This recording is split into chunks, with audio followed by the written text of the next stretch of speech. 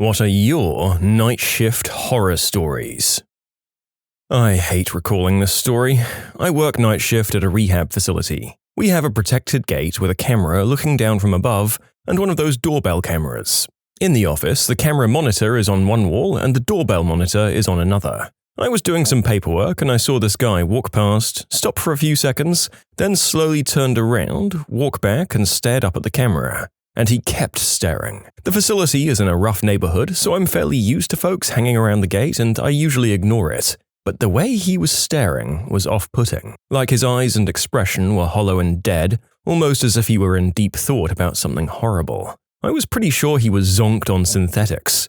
I used the intercom to see if he was okay, but he just kept staring directly at the camera. We have a rule. If it's not hurt or trying to come through the fence, just let it be. No sense in engaging needlessly with someone potentially hostile or messing with the locals. Let me tell you all, he just stood there and stared at that camera for 2 hours. The same dead-eyed expression staring right into my soul.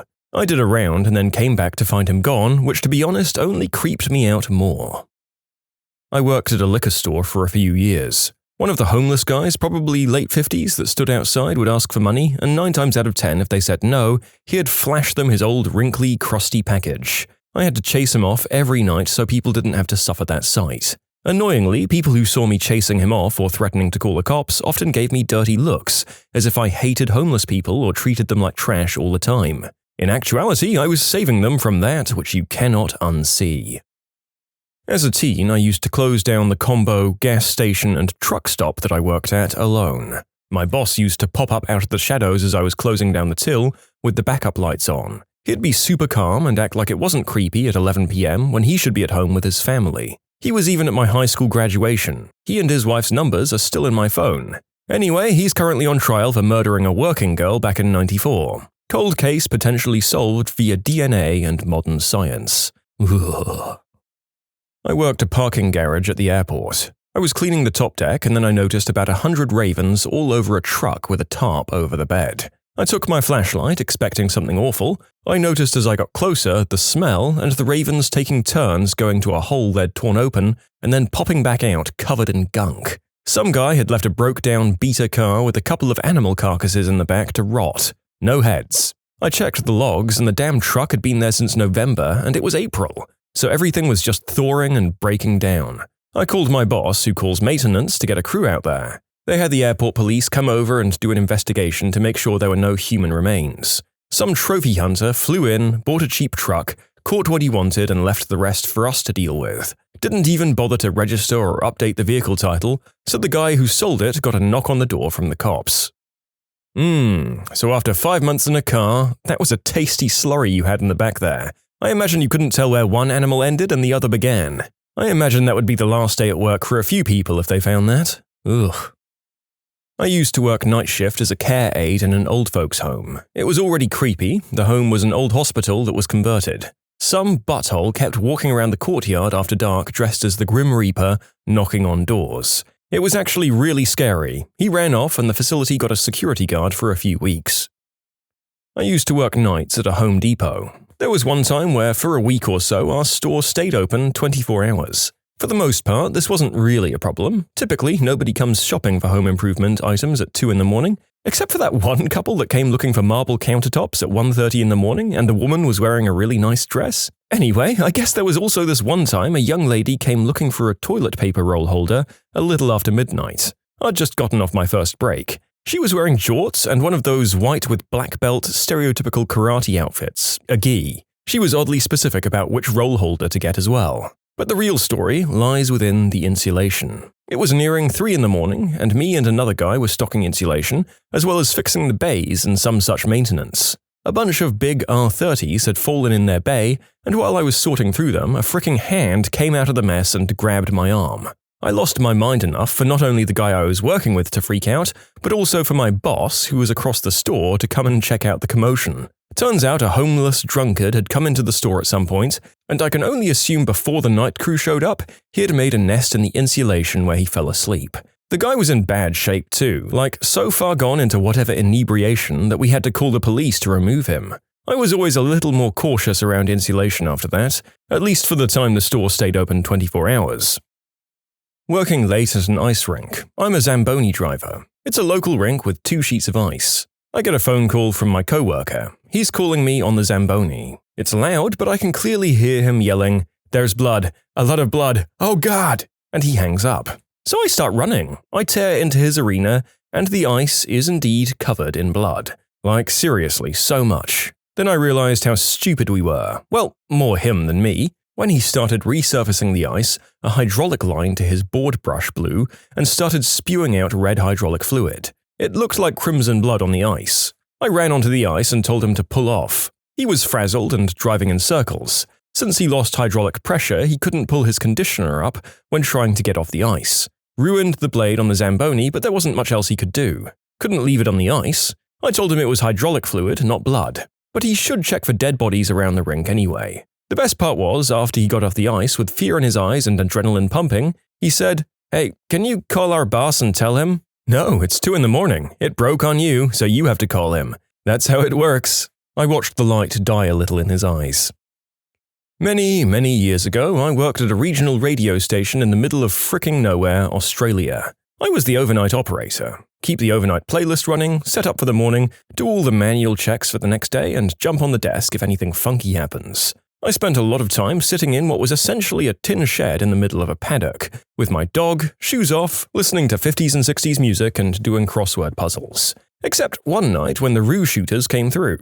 They spooked the kangaroos in the paddock, and one of them jumped headfirst through our office window. So there's me, barefoot and half asleep, when this 6-foot kangaroo smashes through the glass window. Blood and glass everywhere. My dog starts chasing the kangaroo, I'm chasing my dog, and the kangaroo bounds around the office, knocking stuff off the desks in the dark, bleeding everywhere. I run and open the studio bay doors, and my dog chased it outside, where I'm assuming the poor kangaroo was shot. And then I had to call my boss. I was an orderly in a hospital. 2 of us were sitting in the basement office adjacent to the morgue. A guy passed our office, looking at us a little shiftily, then came back again and asked if we had access to the morgue. We said, yes, thinking he was doing a pickup for a funeral home.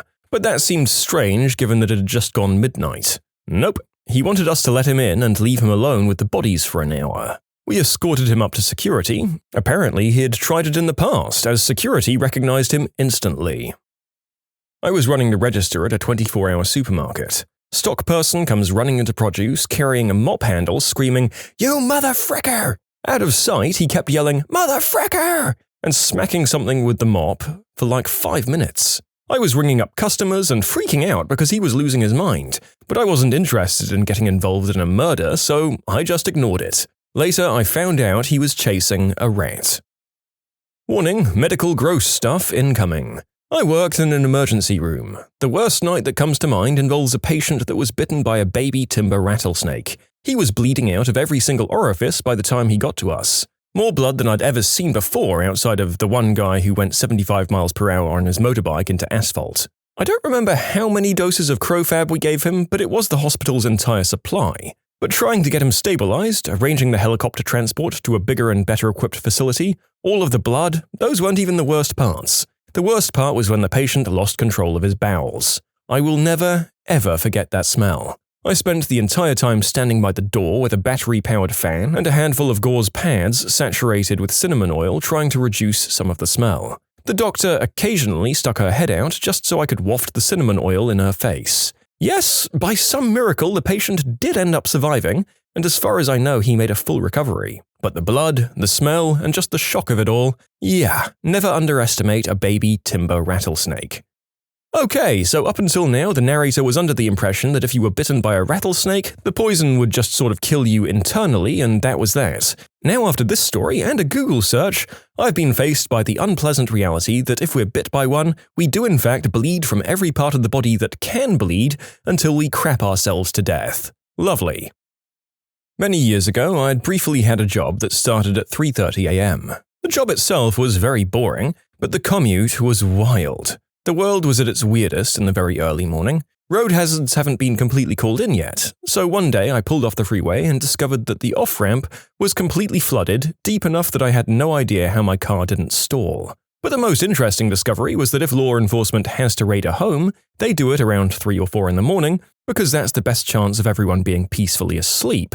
One day I was nearly to work when I noticed something ahead of me. I slowed down and came up to a massive police blockade, with squad cars everywhere, absolutely crawling with heavily armed officers, but all in absolute silence. They silently waved me down a side street. It was just a creepy, unsettling experience.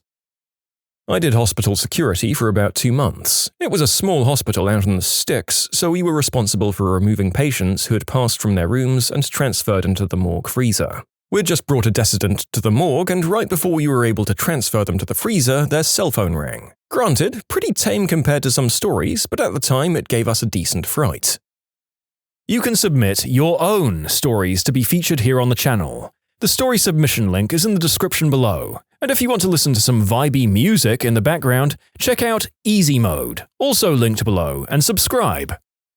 I worked in a residential treatment center. One person with some severe trauma, like the unspeakable act, came sleepwalking into the room screaming to please untie her while clawing at her wrists. She was begging me to help her because, quote, he's torturing me. I sat her down and pulled her bracelets and watch off. She went completely limp, then got up and went back to bed. It freaked me out seeing the raw emotion of her trauma, since she was always smiling and relatively calm during the day. Another time I was doing my nightly checks, and a guy suddenly walked out from behind the door, coming straight at me. I screamed and threw my flashlight at him. It was a smiley face balloon. That second scenario just sounds like the fake out in a horror movie before you turn around and the actual murderer is standing right there.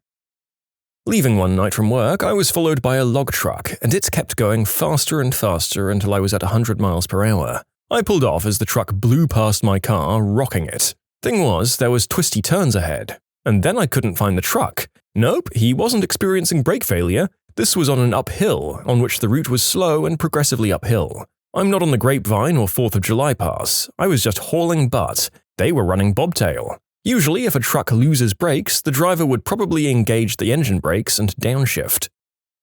Work in the winter for me is plowing and snow removal. It was late and I'd been out for over 24 hours at this point. I pulled into a small cul-de-sac with the nearest house being over 100 yards away so that I could let the truck stay on so I could stay warm.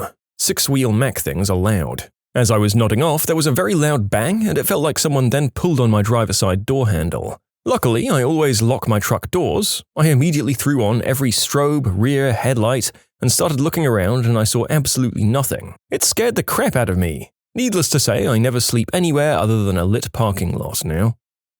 This was more of a very weird event. Sometimes I work night shifts. One time I was going home around 4 a.m. or so. It was pitch dark outside and very quiet. A person on a bike came out of nowhere and said he remembered me from middle school. He even said the right school name, and then just rode off. Used to work night shift at a 24-hour Walmart. Customers are nuts enough in the daytime, but they become weird after midnight. Once I had an elderly guy come in wearing only a jean jacket and fishnet stockings. He came up to my register, leaned in, and asked if we carried anything to get rid of lice. These plastic barriers that all stores have during COVID to protect cashiers, they need to keep those even after the pandemic ends. I lost count of the amount of times customers got into my personal space to ask about products for fleas, lice, or rashes. Ugh. One of the managers came through the drive-thru at 4 in the morning, drunk, and ordered an absurd amount of food, and then blew chunks out the window of whoever's car it was onto the drive-thru. Turns out she was the manager that was starting at 7 and said not to worry about the vomit and that she'd clean it up when she started. The amazing thing is that she arrived on time and cleaned it up. Not a horror story for me, but sure as heck one for her. I was once staying late doing some scenic painting in a college campus theater. It was late, pitch black outside, and very quiet in the building. A few of us were up on the stage, not really talking, just taking care of business, when suddenly I saw out of the corner of my eye something go very quickly by the open door to the lobby. What the frick? Then it went by again and I actually saw what it was. A guy with long hair, wearing pajamas and no socks or shoes. He was tiptoeing in a very exaggerated way, pulling his knees up very high and grinning. What the frick? It sounds kind of funny, but it was creepy as heck. We made eye contact, and one of the other painters was just about to go shut the door when the dude walked right in. He stood there, staring at us for a full minute. You could have heard a pin drop. He threw his arms out to the sides dramatically and said, "I am your savior, Jesus Christ!" No one responded, and he eventually walked out. I guess he was hoping to get more of a reaction. The door was promptly shut and locked behind him, and security was called. They weren't impressed. Turns out he was a patient at some sort of group home nearby and had done this multiple times. I still get creeped out to this day if I'm working in a theater at night. Okay, my money was on college prank, but that's far more concerning. At least he doesn't seem to have been dangerous, right? Is that the most literal messiah complex we've ever heard of? Although I'd guess that people actually believing they're Jesus is probably its own condition. I was walking through the simulation lab for nursing students at the hospital I work at on very little sleep. All the lights were off and it was my first time working night shift. I turned a corner and saw what I thought was a person standing behind a lamp that was on. Turns out it was a mannequin holding the pull cord. It really freaked me out and I was awake after that. I was closing supervisor at a grocery store and someone managed to take a dump between the bathroom and the exit doors at 8:59. We close at 9. You'd think, oh, there's literal poopy on the floor, surely people will walk around it. No. Instead, they continue to plow through it, so there's now crap on multiple grocery carts, the exit is scattered with feces, there's doo-doo on people's shoes undoubtedly, and there's scat in the parking lot. Luckily for me, my less squeamish supervisor working with me that closing night volunteered to mop up the exit and bathroom, which to our surprise, had also been made brown on. For the record, human excrement makes me immediately gag and throw up whenever I get a whiff of it, so I ended up blowing chunks in the trash next to the crapper exit. I worked at a distress center almost 10 years ago. Was on the 12 a.m. to 6 a.m. shift. I got about 2 phone calls each hour of the shift from the same guy saying that he was tied up in a room, his privates were tied up with leather straps, and his wife was getting railed by 5 other guys in another room. I asked him each time if he was in distress, and he said, no. Every time. I kept telling him that if he's not in distress, then he shouldn't be calling, and then I let him go. I just can't believe he was up at 12 through 6 to make those calls. It was 3 a.m. Popular Canadian coffee shop. There was one old baker in the back that rarely interacted with me past a dirty joke or dirtier ditty from his Navy days. Other than that, I'm completely alone. Not another soul around the area, and I expected it to remain so for at least an hour yet. I was boxing up the day-old food for the homeless shelter when I swear I see something out of the corner of my eye. It's behind me. I turn and then look down. There's a small child standing there. A native little toddler with a faux hawk staring at me intensely. I'm struck dumb with how absurd the situation is. How did he get behind the counter? I didn't hear the door open or see him come through the counter. I scanned the storefront. No one. I yell for the baker in case he has a friend or something visiting their lost kid. He comes over and, like me, does a double take at the kid and is baffled. The kid starts muttering incoherently. I get him a glass of water and a donut hole, and the baker runs out of the store to do a perimeter check of the block. I call the non-emergency line and explain that I have a little kid with no parents. I can't get any information from the boy, who just mumbles, and I can't make out what he's saying. The police arrive, the baker comes back and says he can't find anyone else in the streets. The guy from the 24/7 store said he'll keep an eye out. The police try to chat to the kid and also get nothing but mutterings and half-hearted gestures, and they take him away. I see them again for their morning coffee, and they told me the little guy walked several kilometers from the nearest reservation in the dead of night to my store. He'd got into his parents' medicine cabinet and then just walked out of the house. I was floored. It must have taken that poor baby hours to get to me. Seeing him behind me like that in the dead of night still shakes me to this day. It spooked me more than the guy that threw a pot of coffee at me, or the woman that tried to shank me with a plastic spoon because I refused to give her a metal one, and the guy that waited around 4 hours hoping to catch me alone so he could teach me a lesson since I didn't have the flavor of bagel he wanted. Ugh. People are the worst, by the way. I worked night shift at a large grocery store, one that wasn't open overnight but had a skeleton crew to work the loads and do prep and clean. I worked near the entrance, large glass doors but visually blocked off from my vantage point. Around 3 a.m. I hear knocking on the doors. This isn't completely uncalled for. Usually it's someone coming in for an early shift but didn't have a keycard. Sometimes it's food delivery or sometimes a customer who thinks we're open despite clearly being closed. I approach the door. It's a man that I don't recognize, wet from the rain. He looks normal enough, but something about him unnerved me. He had that vibe to him. You know, the one where it seems like they're on their way to becoming a full-blown crystal addict. But for now, they still managed to give the appearance of functionality. He was holding his crap together just enough to appear normal, but the edges were definitely shaky. Anyway, without unlocking the door, I announced the store was closed. He told me that he just needed my help. His car had broken down in the parking lot and he needed a boost. I didn't drive, so I told him I couldn't help him. I should have walked away there, but he was out in the rain and I did legitimately feel bad, so I told him I'd see if anyone of our few remaining crew did drive. I found someone who was willing to help and got the night crew manager involved as well. We went out. It turns out he was parked a bit off the entrance in a fairly secluded spot, and he had a lady with him. There was a similar vibe with her. Almost, but not exactly normal. It didn't click right away, but I figured they'd been hooking up in the car in the parking lot and maybe left the radio or lights on and drained the battery. To me, that explained the weird, unnerving feeling. They either felt ashamed or guilty, and it was showing through. Anyway, my coworker goes over to help give them a boost. The manager and I stay out there with him, nearby, watching. The two lovebirds kept peeking over at us uncomfortably. After a few moments, the coworker returns from the car and hurries us back inside. We don't see them drive off, which seems odd. We get inside, lock up again, and then the coworker thanks us for staying out there with him and not leaving him alone with them. He also caught on to the unnerving air about them, and it made him worried. What worried him more was when it also turned out that there was nothing wrong with the car. What was the worst time you walked in on someone?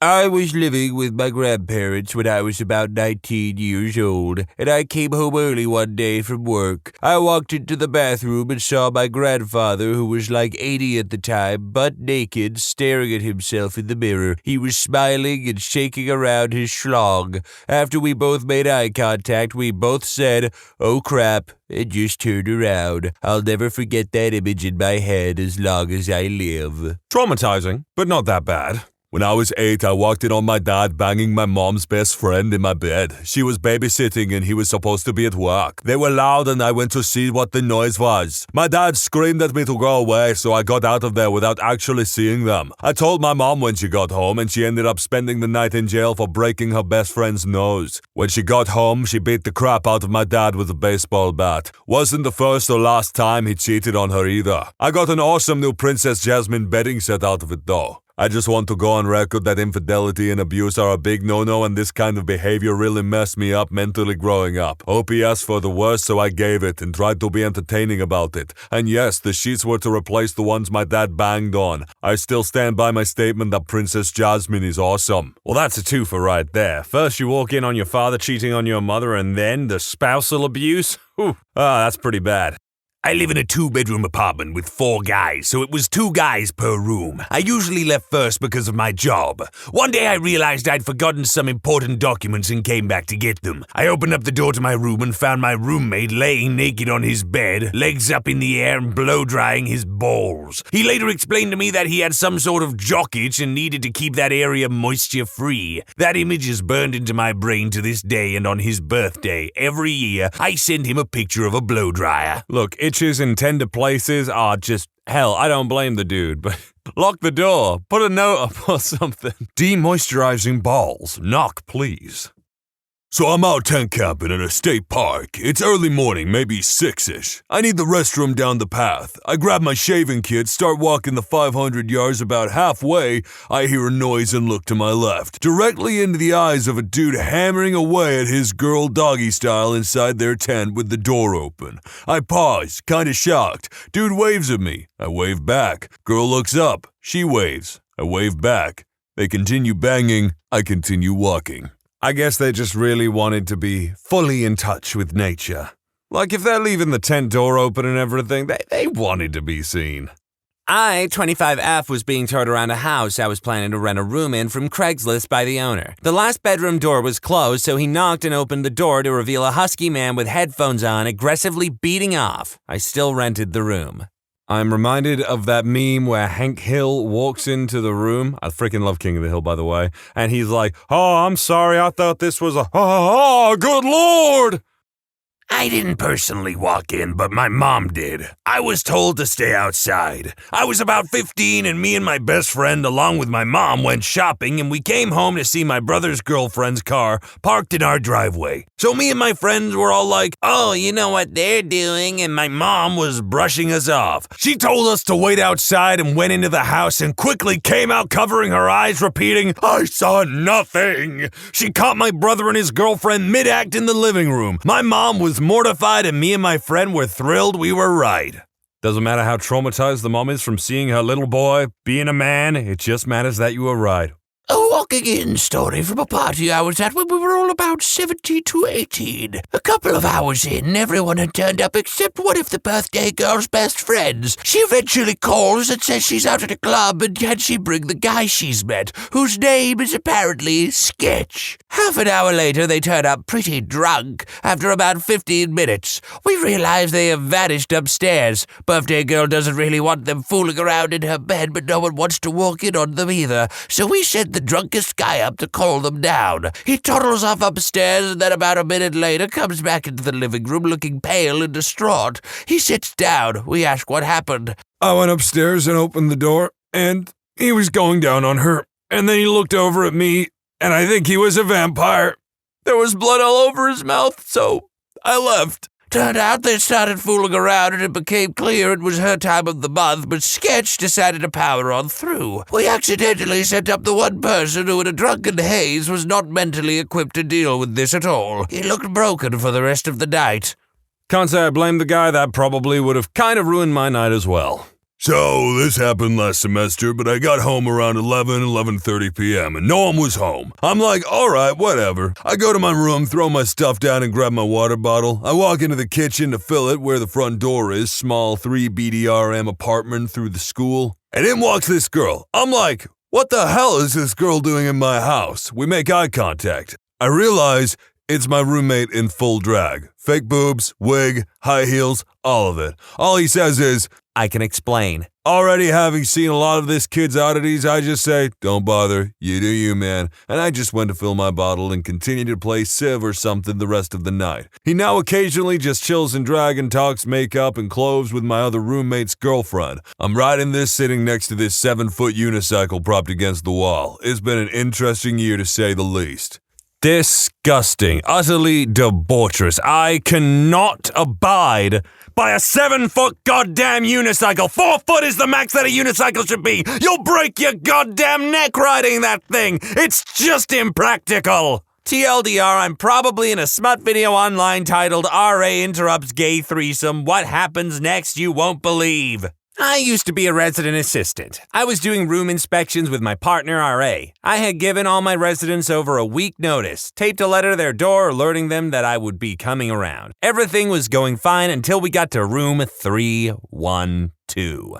I still remember the room number to this day. We knocked on the door 3 times with no answer. I announced that I was keying into the dorm. We get inside. Everything's normal. I go to the individual bedrooms and knock 3 times again. As soon as I announce I'm keying in, my residents open the door in just gym shorts. Hey, what's up? Live Legacy? Just doing our scheduled room checks? Oh, okay, come on in, without even hesitating or giving me a warning on what I was about to walk into. As he opens the door, I see a naked man dart across the room and into the bathroom. I didn't know he was gay, so that was surprising. But then I walk into the room and look to my left. I see a tiny Asian man was standing in the corner with a laptop in front of him. He was only wearing a cheetah print thong. I quickly avert my eyes and look to my right, and I see a camera on a tripod. I dart out of there, immediately yelling, "You passed, have a nice day." They could have had kilos of booger sugar in the corner and I wouldn't have cared. How on earth did this one not get gold? This one was hilarious. Didn't really walk in, but the most traumatizing time, when I was 6, I had friends over for a play date and I went to go hide underneath my grandparents' bed with my friends. My grandparents came into the room after us, so they had no idea we were in there, so they started undressing and went on the bed. Sound started. I started crying, but they were basically deaf, so they couldn't hear me. But my mom walked by the room and thought she heard me crying, so she walks in. Grandparents start screaming at my mom. Mom starts screaming at my grandparents. I run out from under the bed with my friends trailing behind me. It was awful. That is basically the exact same thing that happened in an episode of F is for Family, which is a hilarious show. Another, not walked in, but my parents divorced when I was a baby. I ended up living with my dad and got very sporadic visits from my mom in my hometown of hers. I lived half the country away from her. One summer, in the first few days of a visit to her town, I thought I was alone in the house. I was 15, my siblings were several years younger than me and out playing with their friends, and my stepdad and mom, I thought, were at work. It's hot outside, my stepdad is a tightwad, so there was no AC in the house. I decided I was going to go upstairs and soak in a cool bath for a bit. Since I think I'm alone, I start shedding clothes as I'm going upstairs instead of waiting to get into the bathroom. As soon as I reach the top of the stairs, my mom jumps out wearing nothing but a lacy thong and yells, "Surprise!" Turns out my stepdad was supposed to be home early that day, and since I had only been there a couple of days, she assumed the heavy footsteps coming up the stairs were his. So there was a very surprised, almost naked 15-year-old looking at a very surprised, naked 32-year-old who also happened to be his mom. We talked about it one time several weeks later just so she could explain, and it hasn't been mentioned since. For you weirdos, no arms were broken, I was repulsed, not aroused, and I guess you would have to ask her many partners over the last 4 decades if she was hot. I'm not mad at y'all though, this is what makes Reddit worth my time. It's like a double KO in a fighting game, only with trauma. Double trauma. I was 12 at a sleepover with a good friend of mine. It was around mid-afternoon. I was getting myself some water when I come back to see my friend getting lectured about how messy his room was. It was immaculate. And how he should take responsibility for things. He did. His dad is pulling up carpet fuzz and yelling at him for it. My friend is crying. I kind of pretend that I didn't walk in on that and hung out in the kitchen reading cereal box ingredients. As soon as the dad walks out, his girlfriend comes in through the door in tears. She had totaled her Corvette running a red light, and now the boyfriend was hysterical, yelling at her and us. They go to their room and there's this banging and fighting noise. Then everything was normal. Took me bloody forever to realize they were addicted to booger sugar. The dad and the girlfriend sound like absolute tosspots. That's all I have to say on that, really.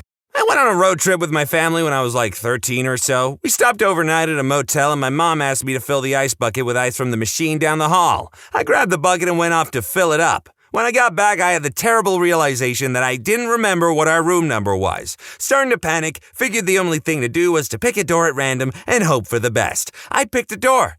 It was the wrong door. An old man answered wearing nothing but tighty whities, a wife beater, and black dress socks. Behind him, 2 other similarly clad gentlemen sat on the bed next to 3 old ladies in negligee. I asked them where the ice machine was, even though I already had ice in the bucket that I was holding in my hands. He pointed down the hall and I said, "Thank you," and took off. I guess my mom heard me and opened the door to wave me back in. I was only off by a few doors. Worst episode of Showcase Showdown ever.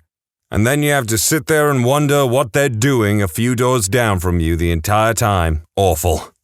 Technically, I didn't walk in on this situation, but bear with me. Something I liked to do when I was very young was bring shoes into the different rooms of the house. I was always very proud of myself and wanted to show everyone that I brought more shoes indoors. Once, I had the brilliant idea to hide in my parents' closet with a pair of shoes so I could surprise them with my ingenuity of now hiding shoes in their closet. I made this, what I thought to be at the time, a very well thought out and super professionally planned scheme. Step 1 of my plan was to set into motion my getting the shoes and bringing them into the room with me undetected. This proved to be an easy success. Step 2 was supposed to go a little something along the lines of show them the shoes once they came into the room, etc., etc. That is where my plan goes all wrong. There I was, sitting in the closet waiting for my parents to re-enter their room, when I finally heard the door open. Just as I got my stuff together and was ready to leap from my hiding place and bombard my parents with shoes, I froze. I heard my mum moaning and stopped in my tracks, not knowing what I was supposed to do. Now my plan had been disrupted. So I peeked from the crack in the door of the closet to see what was happening and saw my parents getting it on.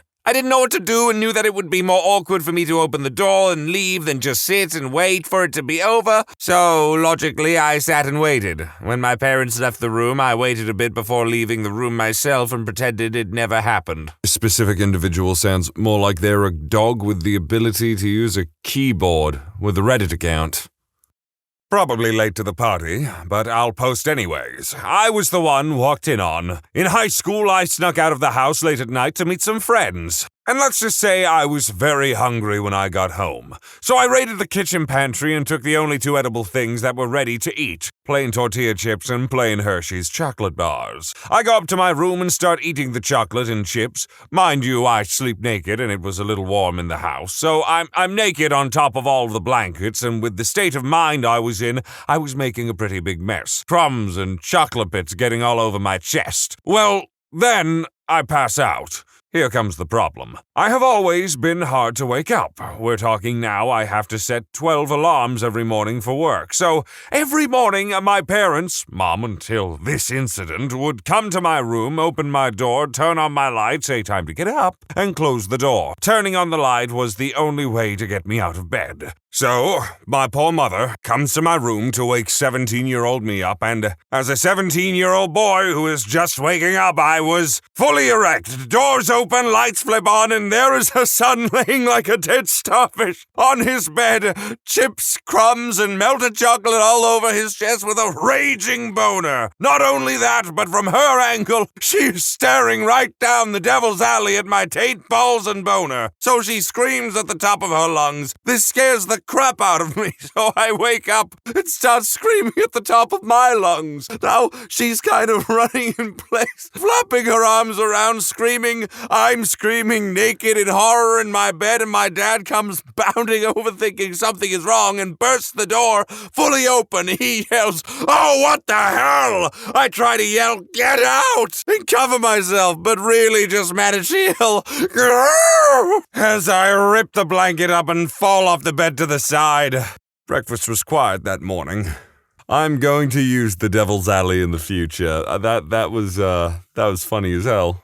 I would just like to preface I was 5 years old. I was at a campground and headed over to a friend's camper to wake her up in the AM. I walked up to the loft area and shouted her name. Turns out she was in the room to the left, not the right. Her cousin shot up out of bed, staring right at me like my holler was a fire alarm. This wouldn't be worse until you consider she had a glass eye that apparently drifted inwards while she slept. I had no idea who this woman was or what was up with her eye, but I screamed, "No!" the second she opened her eyes. I ran 90 miles per hour that morning back to my place. The worst part was my naive reaction, clearly. I know a swath of very different people, but I've never met anyone with a glass eye personally. Yet. Or as far as I know.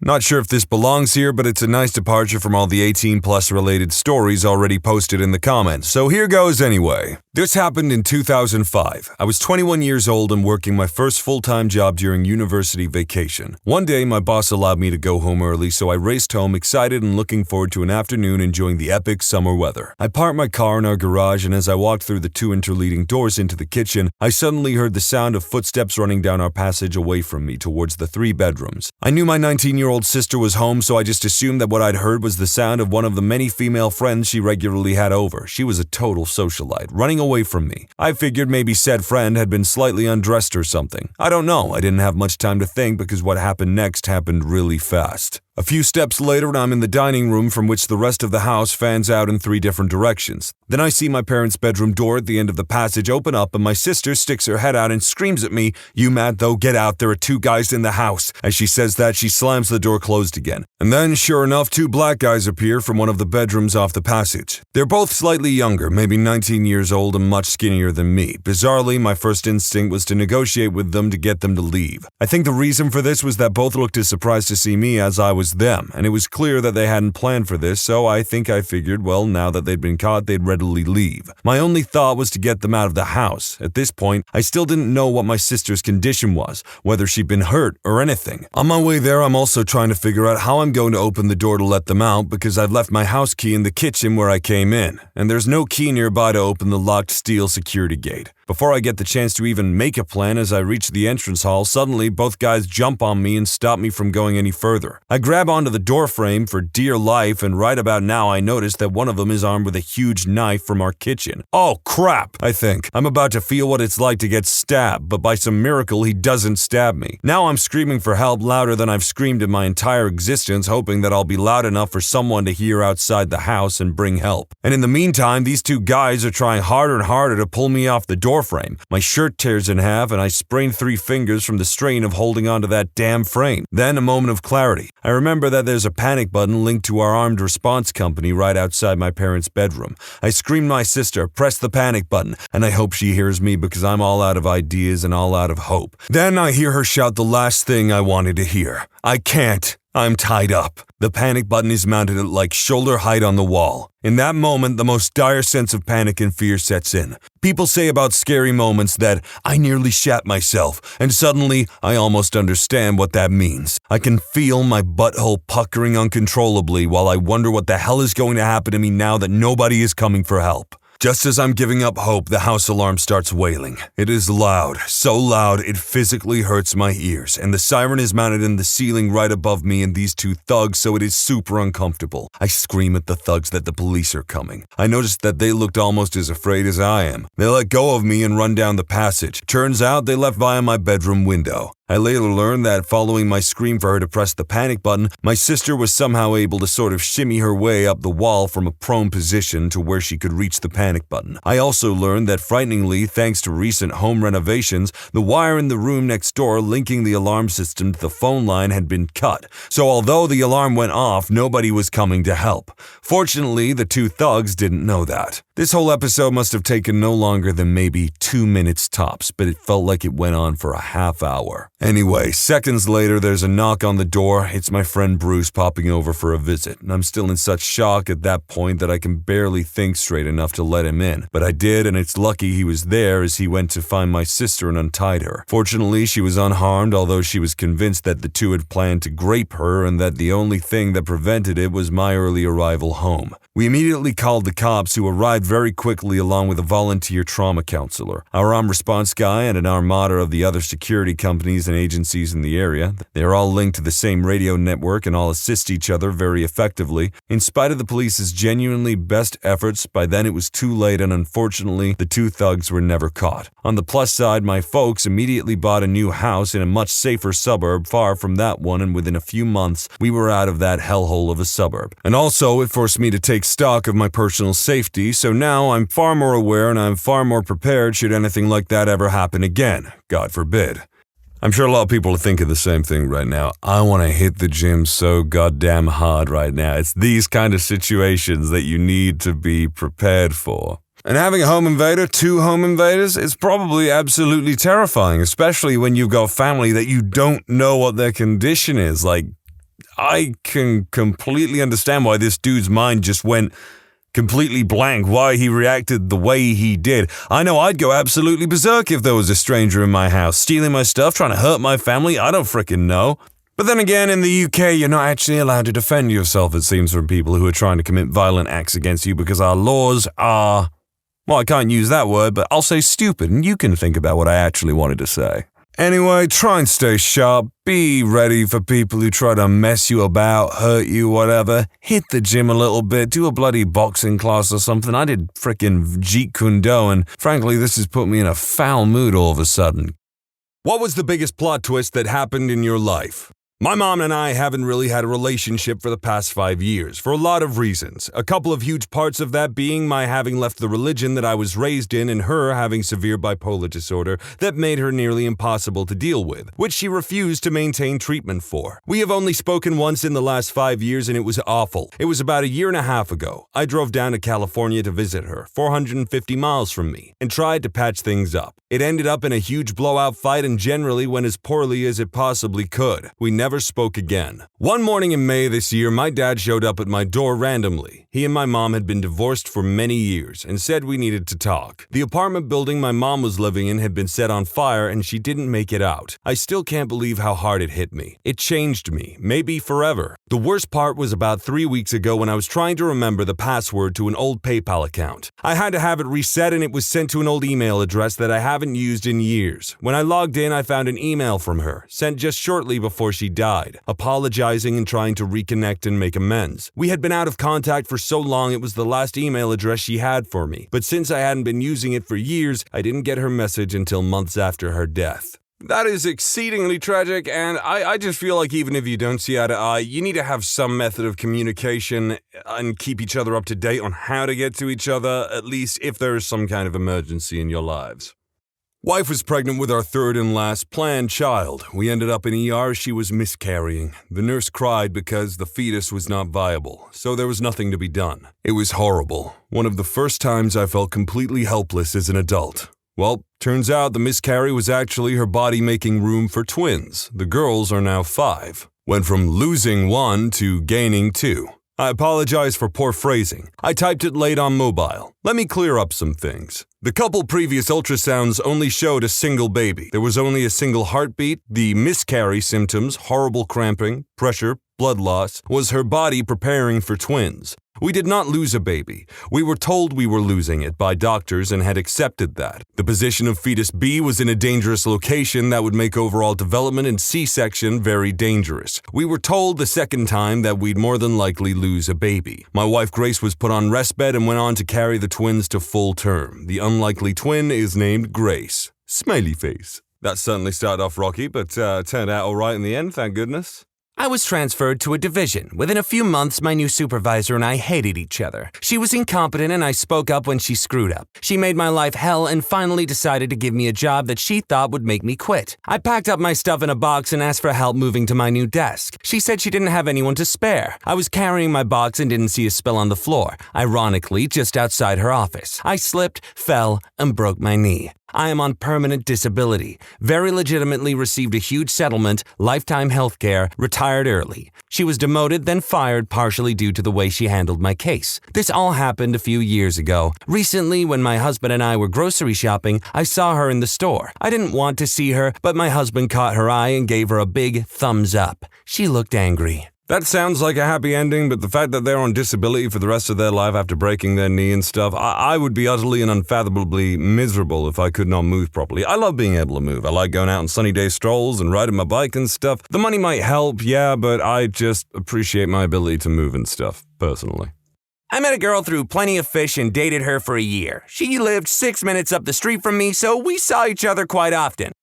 Both of us were quite introverted, so we mainly only hung out with each other. We both considered the relationship to be serious and exclusive. Anyway, right from the start of the relationship, I noticed that she would text this one guy pretty frequently. I asked her about him, and she told me that he was her tattoo artist. Just to be snoopy, I checked out the website of the place she got her tattoos done. Sure enough, there was a tattoo artist there with the same first name as the guy in her phone, but the last name was different. I asked her about it, and she quickly called me out on being paranoid, and how it was ridiculous to think that she would lie to me. I agreed, it was pretty paranoid of me. Maybe 5 months later into the relationship, I'm on Facebook and I decide to search the name of the guy in her phone. A profile comes up in the same small city we both live in, but there is no profile picture or anything. I decide to bring it up with her again because now there is 2 Facebook profiles, one who is actually a tattoo artist and one who has the same name that is in her phone. She freaks out on me for bringing it up again and tells me that I'm crazy. I agreed but just wanted a straight answer. She told me that I had nothing to be worried about. I apologized and we got over it. About a year into the relationship, I found her on Plenty of Fish. I would periodically go on there to see if she recreated her profile. We both deleted our profiles. I found a profile that I thought might be hers, but obviously no pictures. I catfished it and it turned out to be her. She was back on Plenty of Fish and looking for guys. I had all the evidence I needed and I was going to confront her with it the next day and break up with her. However, I thought that if I was going to break up with her, I was going to message this Facebook profile I had found that matched the name in her phone just out of curiosity.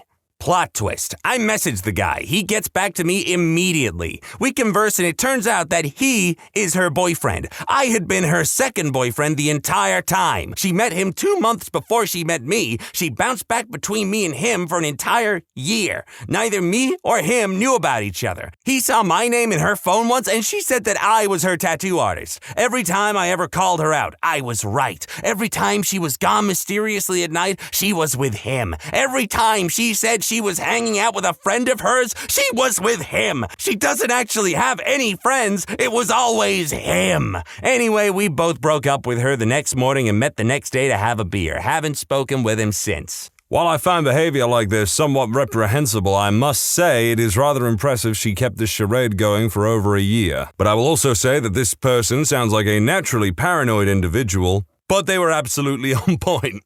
Bill was a self-made millionaire by the time he was 18 years old. That was in the mid-'80s. He has been one of my best and certainly most influential friends. 25 years ago, he married a girl that I did not like or trust. I told him as much, but he married her weird butt anyway. A few years ago, she ran off with a guy she met at a roller skating rink. He apparently wooed her with his zooming around or whatever, and Bill was single again. He met a girl and I insisted I meet her. Bill remembered that I had not approved of his ex. We met for lunch at one of those awful buffets. The girl was beautiful. She used English like a scalpel, working on a PhD. She was awesome. But I noticed little things about her. She had obviously been to finishing school. Then why did she have fingernail polish on her cuticles and a dress from a 1985 resale rack? There were just a lot of details that didn't add up, and Bill was getting ready to marry her. I told Bill that I thought she was hiding something, but I didn't care. This gal was high class and high bred. I told him she was great. Bill hadn't met her parents till the wedding. It was at their beach house in Destin. It turns out that my friend hadn't told his new bride of his formidable wealth, but she had been hiding the fact that her parents are legit billionaires. Bill deserves someone like her. And I wish Bill all the happiness in the world. I have one that is straight out of a goddamn soap opera, and I'm fully ready to accept people calling bullcrap on it, but I'm gonna tell it anyway. I was very good friends with a guy in high school named John who was dating a lovely guy named Jenny, Polish or something. I can't recall, but that's sort of irrelevant, and was madly in love with him. He carried Jenny's picture around in his wallet, and every time they were together, they were super sweet. Really adorable couple. Then, one day, Jenny starts acting really strange and distant. Doesn't answer John's phone calls, doesn't spend time with us, the whole works. He flat out broke up with John and broke the poor guy's heart. I bought a spare t-shirt for a few days because my shoulder would be soaked from him crying on it. And then it got even worse. John called me one afternoon after school and begged me to come over because he needed a friend. When I got there, he told me that Jenny had been killed in a car accident and he was absolutely devastated all over again. I went with him to the funeral a few days later for moral support and he was just broken. Spent a couple of weeks just moping and being depressed, and here comes the plot twist. Are you ready for this crap? He gets a frickin' call from Jenny. He had a twin brother that we never knew about who was apparently a big troublemaker, and he had been sent off to boarding school. When he'd be home to visit last, they'd swap places for some reason that I never found out. Either simply for love or for some other reason I never knew, but they did. His twin was the one that had been avoiding John and broke up with him, and he had been drinking and doing illegal substances before he got into the accident that killed him. Jenny had been off at boarding school, so he wasn't able to make it back for the funeral, and when he did get home, he had to work up his nerve for a few days to tell his parents what they'd done, which led to them realizing that the child they thought was dead was actually alive, and vice versa, which led to some fun family complications, not the least of which being obituary retractions, headstone replacements, and lots of screaming apparently. Meanwhile, John and him had a whirlwind romance afterwards in a giddy fit of reunited bliss, but it fizzled out after a month or so because John was furious after the reality sank in at what Jenny had done without telling him and letting him be so miserable all that time. Not to mention letting him think that he died. I was the third-party observer in all this, but to this day, it's probably the most unbelievable thing that's ever happened in my life. Well, this just had everything. Illegal substances, alcohol, romance, identical twins. Yeah, they're right, it is straight out of a goddamn drama. Told this before and will again. I was a little goth girl in high school and secretly had a mad crush on an upperclassman that was a wrestler and did cross country. My cousin, who was Little Miss Socialite, also had a crush on him and hit on him constantly. He and I were complete opposites. We rode the same bus and I was pretty sure I was invisible to him. So one day, his friends start picking on me. He gets up from the front of the bus, moves to where his buddies and I are sat, and sits down next to me, throws his arm around me, and they stop. This annoys the hell out of my cousin as he and I become friends, and he constantly ignores her advances. She later goes on to have me expelled by saying I had a bomb and was going to blow up the school because she didn't like this or that her BF and I were close friends. This ruined every friendship I had except the one with my and her crush. He and I remained friends even after he moved away, and then closer friends when he moved back. Today, he and I are going on 4 years together. We bought a house and car, had a daughter, and are working on plans to build our next and probably permanent home. 10 years later, that B-word is still greener than a Granny Smith apple. Little did the cute AF goth girl's cousin know is that when she accused her of being a literal terrorist, it only made him want her more.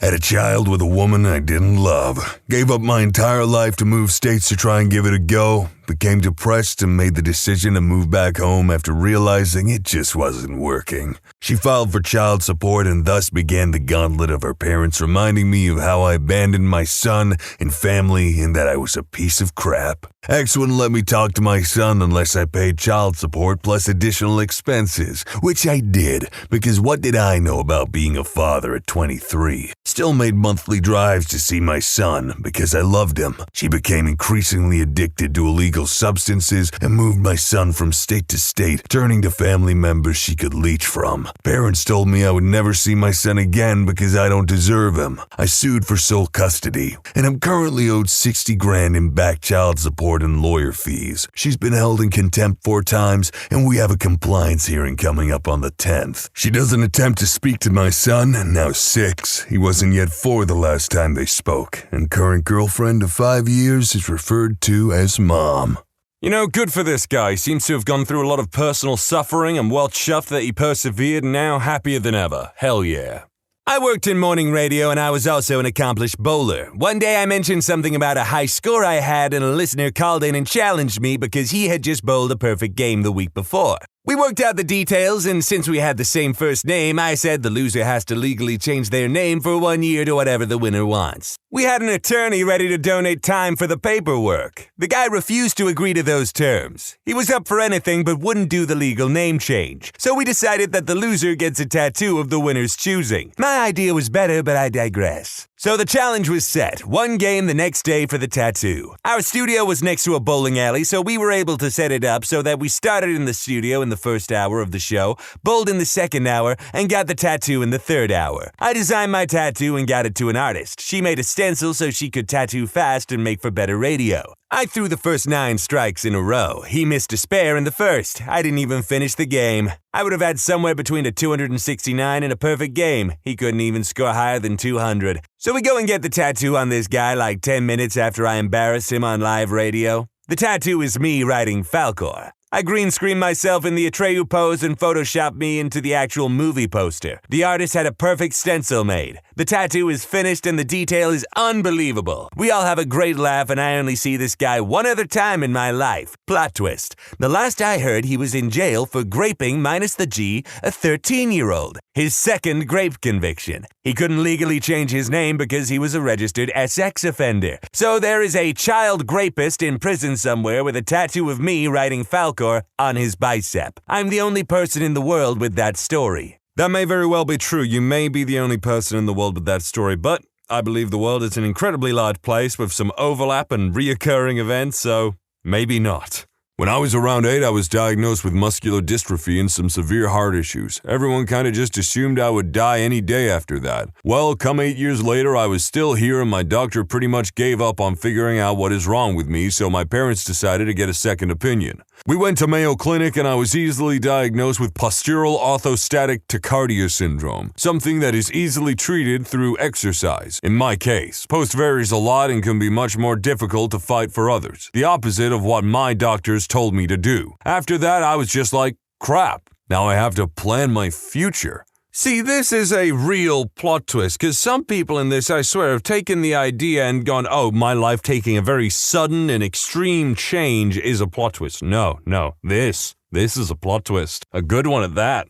I will try to keep this as short as possible. My grandfather left my grandmother for another man after 35 years of marriage and the raising of 2 kids, a daughter, Mom, and a slightly mentally disabled son, Drunkle. It messed my grandmother up pretty bad. Fast forward 16 years, my mom dies from liver failure. Me and my kid sister are young and broke. Grandmother is old and broke. Grandfather pays for everything. Nobody says anything to him. No thanks, no condolences, nothing. I want to go see him and talk to him, thank him, and see how he's doing. I asked my grandmother where he lives on the grounds that he told me he had something important he needed to tell me. Pulled out of my butt, obviously, but grandmother bursts into tears and confesses that grandfather is not my mom's real father. She had a whirlwind romance with some traveling jackass con man who left her as soon as he could. Grandfather offered to marry grandmother and raise my mom as his own. Mom never knew. I was stunned. My grandmother was always really judgmental of other people and looked down on anyone else in this exact situation. She was sobbing at this point, and I snapped at her to stop because blood never really played all that heavily into what me and my sister considered family that she shouldn't consider it either. Anyway, that's how I found out one of my family's biggest secrets on accident and then promptly didn't give a crap.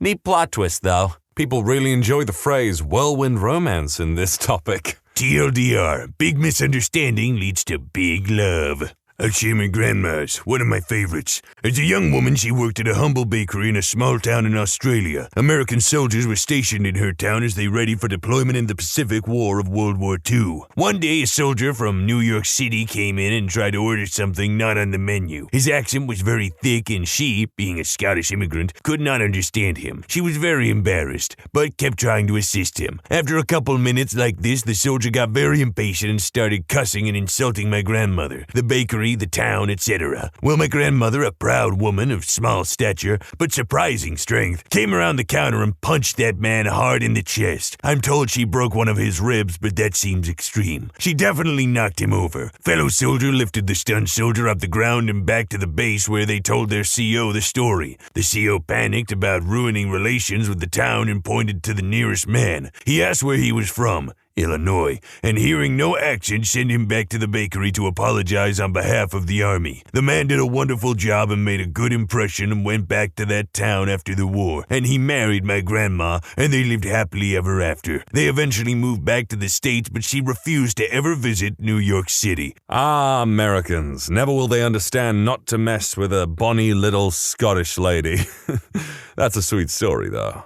TLDR, thought I was starting a new life, and I did, but not the one I thought I would. I moved from California to Chicago after a year of doing nothing after finishing school. Lived with a friend for a bit, then found an apartment in the city with some roommates. Got a perfect job in the field I went to school for. Almost 2 months to the day after I moved into the city, I went on a date that ended in me getting meningococcal meningitis. Spent 2 weeks in a coma. 2 months in a Chicago hospital, was sent back to California on a medical flight where I spent 5.5 more months in a hospital, lost 8 of my fingers and both of my legs, and now, 2.5 years later, I am still recovering with near constant setbacks. My God, went on a hot date. She presumably gave him the meningitis, not on purpose probably, but yeah, that's how you contract it, through saliva, spit, respiratory secretions and all that stuff, you know. And lost his legs, lost his fingers, just had to stay in a hospital for a long time. The coma? This is a man who has suffered. This is what I'm talking about when I say to people, yeah,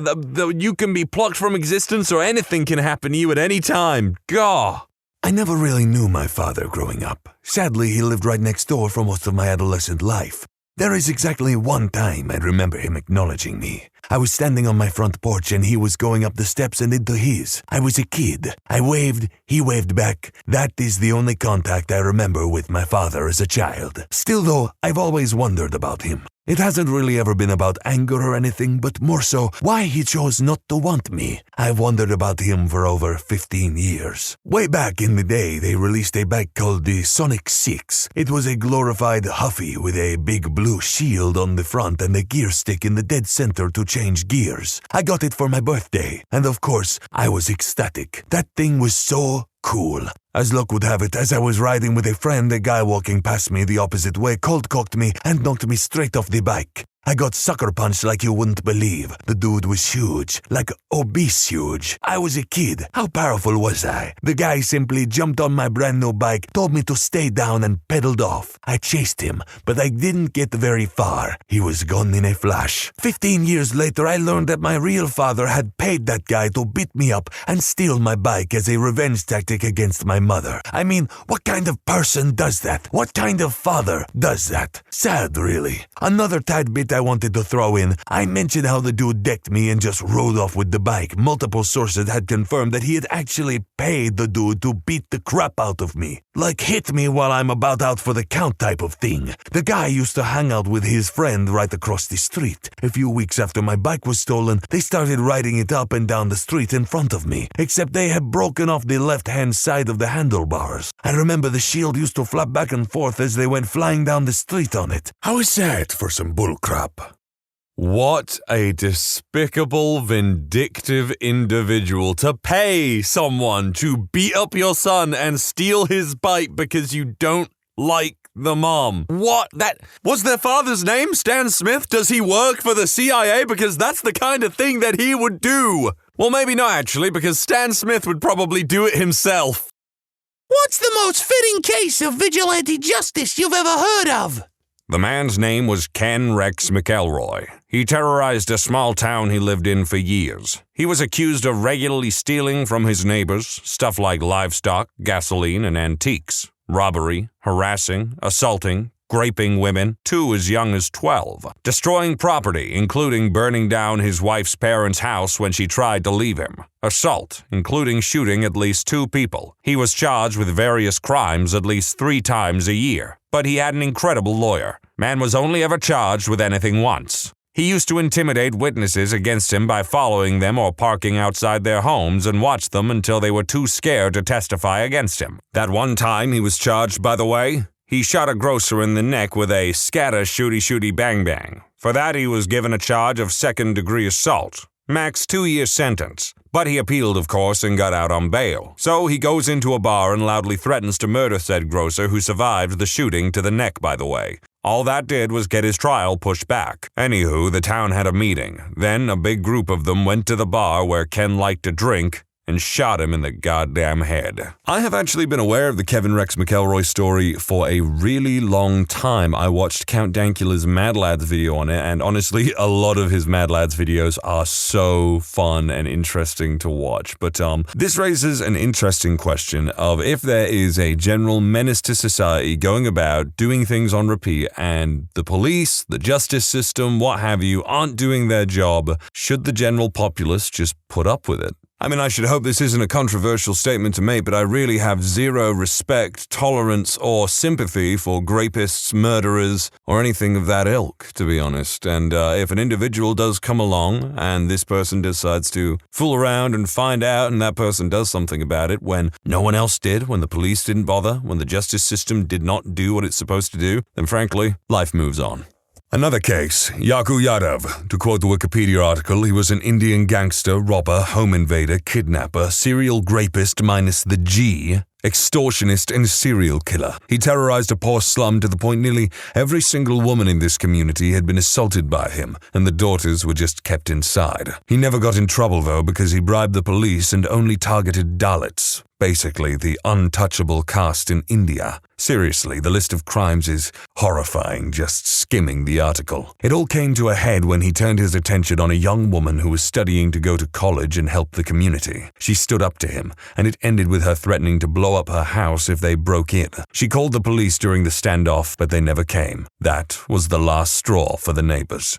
A mob formed and chased off his men by stoning them and then burning down his house, and he went to the police to get himself arrested for his own protection. When they took him to the court for trial, a mob was waiting and he actually threatened them. The police did nothing. More than that, one of his accomplices tried to pass him a knife, and the police only stepped in after the mob protested that. The next day, he was attacked and beaten, but he was rescued by the police. The police had no intention of actually punishing him and set up his bail hearing in another city. Hundreds of women marched from the slums armed with knives and chili powder, and well, I think I'll just quote the Wikipedia article. Yadav was then lynched by the mob of 200 to 400 women who showed up. He was stabbed at least 70 times and chili powder and stones were thrown in his face. The chili powder was also thrown into the faces of police officers who guarded him. The police officers, overwhelmed and terrified, fled immediately. One of his alleged victims also hacked off his penis. The lynching occurred in Nagpur District Court No. 7, on the marble floor of the courtroom. As he was being lynched, Yadav was horrified and shouted, "Forgive me, I won't do it again." The women passed their knives around and kept stabbing him. Each woman agreed to stab Yadav at least once. The mob continued attacking his corpse post-mortem.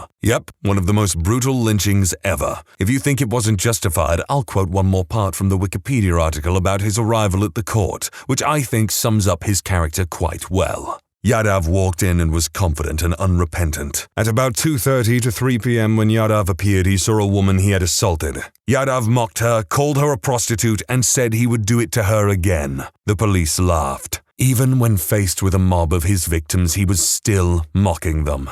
This monster only felt remorse when he was literally about to die. And worse, the police laughed. If that mob had any lingering doubts, that moment definitely 100% made it clear that the police would not do anything to ever see Yadav face actual justice. 100% justified vigilante justice at its finest. I'm not a man of faith, I have limited understanding of Hinduism, but I hope this man is suffering in Naraka for all eternity, and before you say Naraka is not a place of permanence for sinners, Madhvacharya has a different opinion on that. But here's the thing, it's not even just a problem with Aku Yadav himself. Screw that guy to the deepest depths of Naraka, or the police, or any of his associates. It's also the freaking caste system, which is surprisingly still pretty prevalent in their society today. I mean, this guy died in 2004. Grady Stiles Jr., aka Lobster Boy. He was an incredibly abusive husband and father. His daughter and her boyfriend actually pretended she was pregnant so they could get married and she could leave the house. The day before the wedding, he shot the boyfriend in the back 3 times, killing him.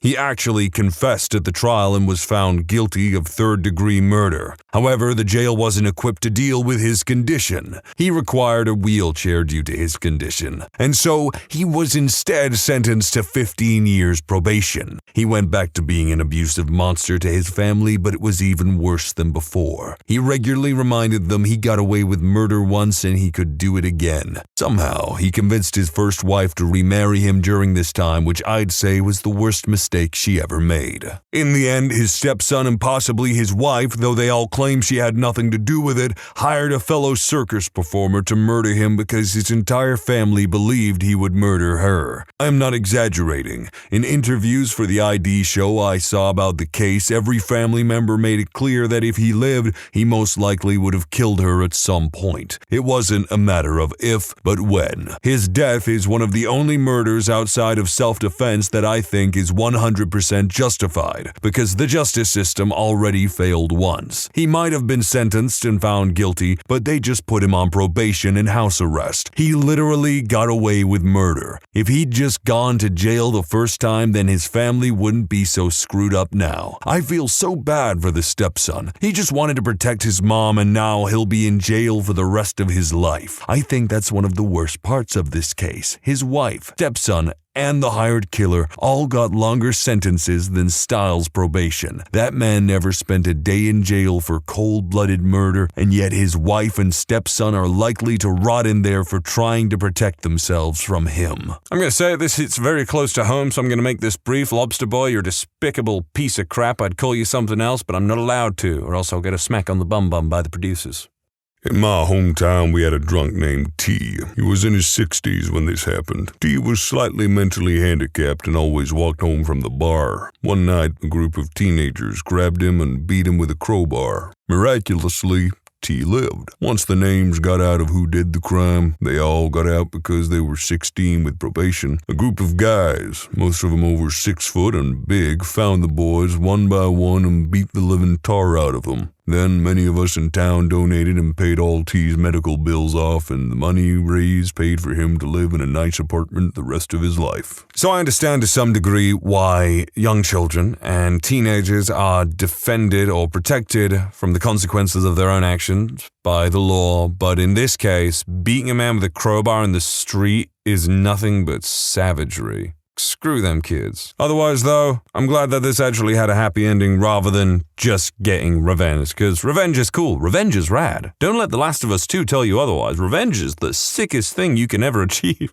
I'm joking.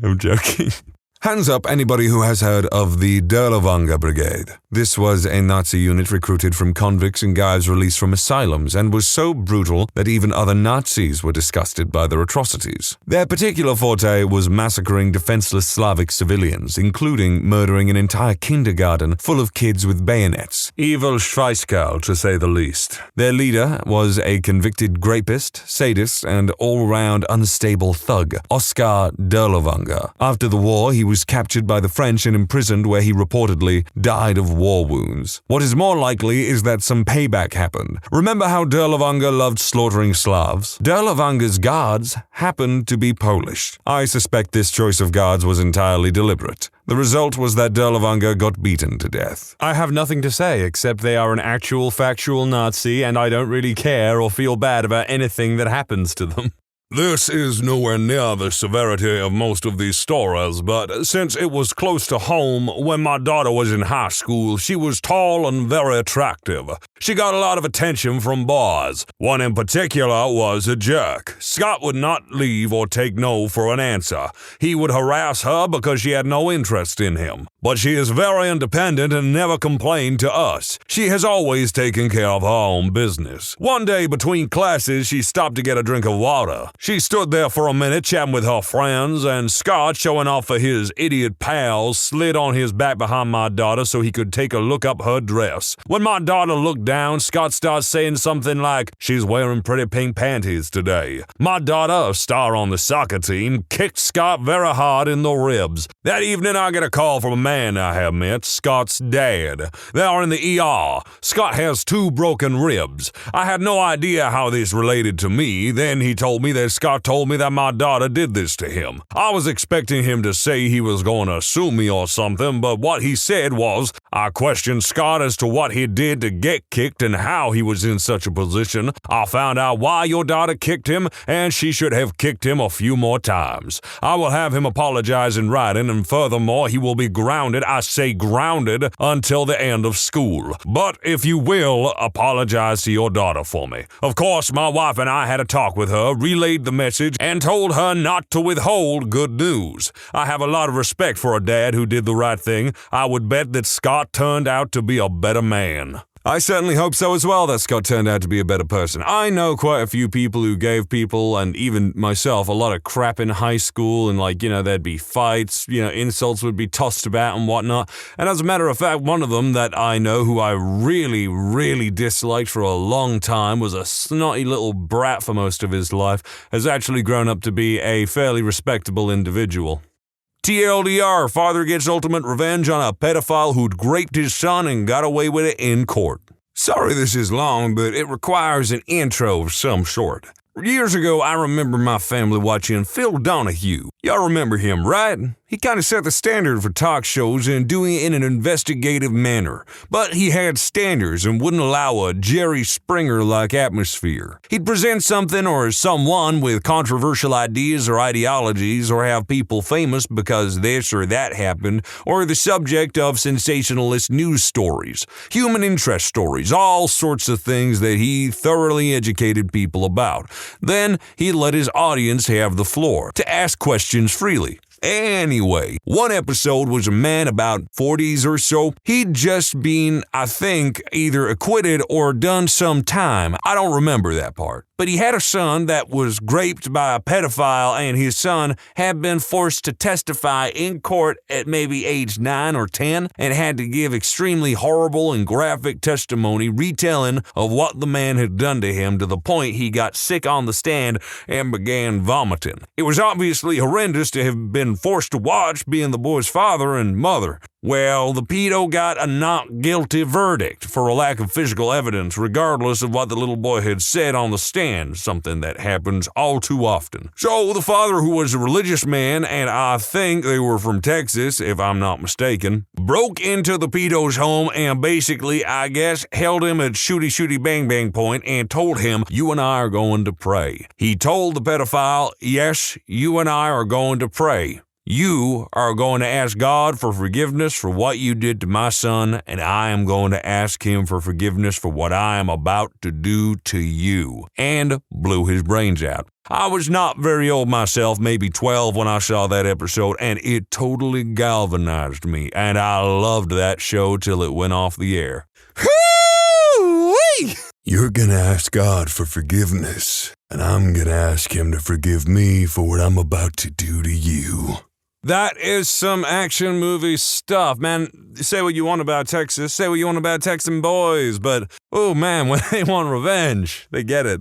In Brazil, I have a resident for 2+ years. It is a common practice to cut off the fingers and hands of captured thieves. A lot of the time they will also get beaten, almost to death with planks, like 2x4s, etc. It is also common for them to take a bullet to the hand, leg, etc. Rapists, thieves, and others who are shunned are usually subject to this kind of torture. Many times they will be dismembered with a machete or disemboweled as well. Beheadings are common, but they will usually take place after the victim has went through some significant torture. I have personally seen an alleged rapist from Sao Paulo get captured by the victim's brother. The rapist was about 20 or so. The girl he raped was about 11. They caught him, beat him in the street, then took him in an alley and hacked him up with a machete. It really isn't hard, people. Just keep your dirty little hands to yourself.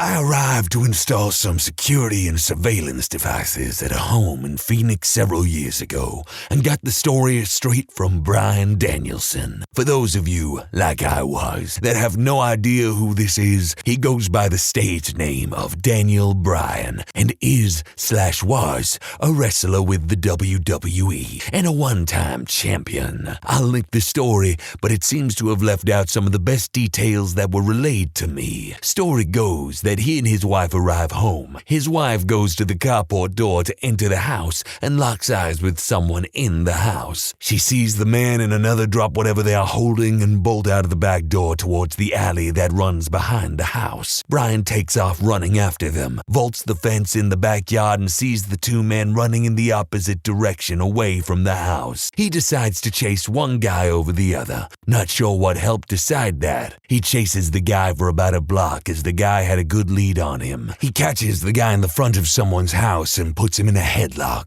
and holds him while the homeowner that witnesses the struggle calls 911. The police were quick to arrive as another homeowner had already called about the suspicious vehicle parked at the end of the alley that happened to belong to the would-be burglars. Even more impressive about this is that Brian had very recently undergone neck surgery and was still capable of chasing down and subduing someone intent on getting away. Pro wrestling may be scripted, but this dude was obviously more than capable of handling himself. Also, he and his wife, Brie Bella, were some of the nicest and down-to-earth celebrities that I have met in my line of work. It's not hard, people. Just keep your sticky little fingers to your goddamn self. But anyway, this actually reminds me of the story about Dolph Lundgren. Apparently, supposedly, his Marbella home was being robbed by 3 different people. And for those of you who don't know who Dolph Lundgren is, Rocky IV, Ivan Drago, man was built different. Like I said, I'm not a man of faith or anything like that, but if God is real, he built Dolph Lundgren with the good stuff. Some people out there are just built female dog made. I can't say that word, so female dog made, but Dolph Lundgren is built different. So these 3 masked robbers are apparently robbing his house in Marbella or something. They've tied up his wife, but then upon seeing a family portrait and seeing that Dolph Lundgren is in said family portrait, suddenly fear for their lives, because what if Dolph Lundgren comes home? Oh man, don't say that, screw this. And they leave. They just drop everything and just leave immediately. And honestly, I don't blame them. A man's son was abducted by his karate teacher and raped over quite a long period of time. The police caught him, and as they were bringing him through the airport, his father pretended to be on a payphone. When the rapist and police walked by, he turned around and shot the rapist in the head, killing him instantly. This was all caught live on the news. The father wasn't charged with murder. He received 5 years probation. Gary frickin' Plauché. I love this story. It's a horrible story. It's a horrible story when you get down to it because of the victimization of his son. And you see, the context behind it is that the karate instructor of the son was kind of sort of friends with the family to some degree, like they were on good terms, and then suddenly the kidnapping happened. He flew across the freaking country and stuff to get away, I think. And I think to a very large degree, Gary felt responsible for not being able to protect his son from this guy. So he took actions into his own hands and killed him. But his son actually made a really nice post about his father not too long ago. I remember liking and retweeting it.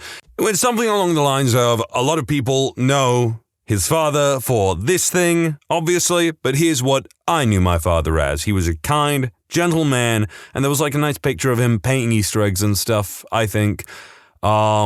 Rest in power, Gary, that's all I gotta say. Rest in frickin' power. I mean, you just did what any decent father would do if they found out something like that had happened to their child.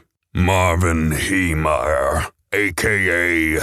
Killdozer. I linked the wiki for him, but he is an absolute legend. I will summarize what he did and why he did that. Be careful what you read about him, because not all of it is true. So Marvin owned a muffler repair shop. The town wanted to build a concrete factory. They offered him a very low amount of money for his property. He denied. He basically asked for $1 million. His only source of income was the shop, and if he lost it, he would be out of a job. They end up not buying his shop and building it right outside of his shop. In fact, it blocked the way he got from his house to his shop. Cue zoning disputes. He petitioned to no avail to get them to move it. Multiple times, may I add. Many other things added to his rampage. He was fined for many things from the city council, likely as revenge. In fact, they expected him to pay $80,000 to connect his shop to a sewer line that was too far away. After the factory was built, it was impossible for him to even connect it. The rampage. You have to know he did not kill anyone besides himself. He actually stopped in front of the buildings that had people in them to let them out. Some people claimed that he fired at police, but it was known he fired at propane tanks. He had a list of buildings to destroy, and he destroyed all of them. There was a local Catholic church and names of people who wronged him. We don't know if he planned to kill these people or why the church was there. In fact, he believed God willed him to do what he did, and that was the reason he wasn't given a wife or children, so he could do it without remorse for them. His tank was a bulldozer that he suited with armor, a foot thick in some places. He used metal and concrete using his welding skills to hold it together. He made 2 shooting holes, and it was resistant to explosions and small arms fire. In the end, after it stopped moving, he deleted himself with a shot in the head. It was estimated he did around $10 million worth of damage. Now, if you believe what he did was wrong, that is your opinion. The police didn't help him. The city council didn't help him. The mayor didn't. No one did. He took it into his own hands, which is what vigilante justice is. Killdozer. I freaking love the Killdozer story. Another Mad Lad story from Count Dankula that people must watch. It is insane. This man was pushed to the utter limits by crap-eating bureaucrats. God, I hate bureaucrats. To anyone who has ordered a mail-order bride, what was it like and what happened? My friend Richard has a mail-order bride from the Philippines. He's a scruffy, redneck, long-haul trucker from West Virginia. She's tiny, slender, and 10 years his junior. At first, she cooked, cleaned, and kept his bed warm, but after a few years, she told him she wanted an education. He put in a ton of overtime and saved up enough to put her through college. She's a physician's assistant now and makes more money than he ever has. But she still makes him dinner and makes a point of always being waiting at the door when he gets back from a long haul. They've been together for 20 years now, and it's a joy to see them together. So on paper, I don't really like the idea of mail-order bride stuff. I don't really like the idea of any opening of a market that relies solely on a specific demographic, like women and stuff like that. Take the thing with surrogacy nowadays, where like a woman will have a baby for someone else to have a child, and I believe someone proposed that women in vegetative states should be used to be a repository for other people's children, and that just sounds like some horrible dystopian world. But I digress. This actually sounds like a nice, mutually beneficial relationship. He paid for her to come to the country and everything. He gives her a place to stay. He works, she cooks, she cleans. And then she said, I want an education. And he respects her enough that he's like, yes, I will pay for you to have an education. You can do what you want. That just sounds nice, not gonna lie. This doesn't sound bad at all. But I am 100% certain that things are gonna get messed up as I read through these stories. One of my uncles, who is Filipino, convinced one of his white co-workers to marry his 28-year-old niece, who was still living in the Philippines at the time. The guy was at least 20 years older than her. The relationship was really rocky the first 2 years. She hated him, basically, but she stuck with the relationship, got him to go to church, and they were more or less together. About 10 years into the marriage, the guy needed a kidney transplant. Months pass, he can't work anymore, and she's spending all her free time outside of working taking care of him at the hospital while he's waiting for a kidney. I visited one time while she was in the hospital, and she broke down telling my other relatives and me how she loved him and she didn't want to lose him. The doctors finally give him less than 3 months to live if he doesn't get a kidney, and after a month and a half later, he got the kidney, recovered, and went back to work within a year's time. At a family get-together, he bragged to everyone, including me, about how amazing he feels and how much he thought he was dead and that he was blessed to have a new lease on life. Then, a few months later, I get a call from him saying that he's met someone online and he still considers me family. In shock, I tell him I'm busy and then called my aunt, who then explained to me he found a 21-year-old single Filipina mom from Cebu and already filed divorce papers against my uncle's niece, who was almost 40 at the time. I'm weirdly reminded of Captain Hook in the classic The Good Peter Pan by Disney, where he's, Oh, Smee, the way of a man with a maid, taking the best years of her life and then casting her aside Like an old glove. I went to a college course, and one of the other students was a pretty obvious mail-order bride. She was Thai, and the more we got to know her, the more she shared about the relationship. She was late 20s, and he was at the lower end of 60. He didn't work, but he received some big work compensation payouts and was apparently quite wealthy because of that. She told us they met online on one of those meet Thai ladies who were just dying to be your girlfriend kind of sites, and after talking for all of 2 weeks, they agreed to marry. This country's a little bit stricter about those sorts of unions, so there were some hoops they had to jump through, such as he had to go to visit her for a certain amount of time in Thailand before starting the process. But essentially, they were engaged after a few weeks and married within a few months. The guy essentially wanted one of those stereotypical Asian marriages where the wife was subservient and existed to please their husband. She would tell us he would make her wait till he was done to eat, and he would only let her eat ladylike foods like salad. He paid her a monthly salary, which was pretty abysmal, and she had to use that for clothing and other essentials. He also wouldn't let her go anywhere by herself and would drop her off and turn up an hour before classes ended in case we got let out early to drive her home. I remember we had to do a group assessment, and I had given her my phone number, and he forced her to delete it. I'm a female. I think the saddest part was when she asked a bunch of us if we could get birth control pills for her because her husband kept destroying her scripts/pills, and you could tell she was absolutely terrified of getting pregnant. The weird thing, though, was that she wasn't terribly bad off in Thailand. Her family was apparently quite wealthy, and she had her own home and stuff over there, but for whatever reason, she didn't want to live there. Personally, I would have ran the second I saw that purple-faced blob of a husband. See, this is the situation I normally expect to come from this, but I'm not going to be surprised when, it's the other way around. My dad had one a few years back. He met her online and flew out to get her after a while. She was shut in and was legitimately afraid of me because she thought I was smoking pot. Funny thing was that I had never smoked pot at the time. I was 17. It was a weird dynamic. If I was home, she stayed in her room, unless I'd been in my room for an extended period and she deemed it safe to get food from the kitchen. My room was in the basement, just for clarification. The few times we crossed paths, she would see me, gasp, and then run to her room. My dad never saw this as a problem. He basically catered to her every want and need. Also, I should mention, he was 56 and she was 29. A year later, I moved out. Since then, she has attacked him on 2 occasions and had him arrested. Eventually, he sent her back, or maybe she left. I don't know. I no longer speak to my father, so that's the extent of my knowledge. I agree with this too. That is such a weird dynamic to have with an individual that lives in your home, man. Imagine that, you walking through the hall. Oh, hey, lady who is presumably banging my parental figure. How are you? Ah! Runs into a frickin' room.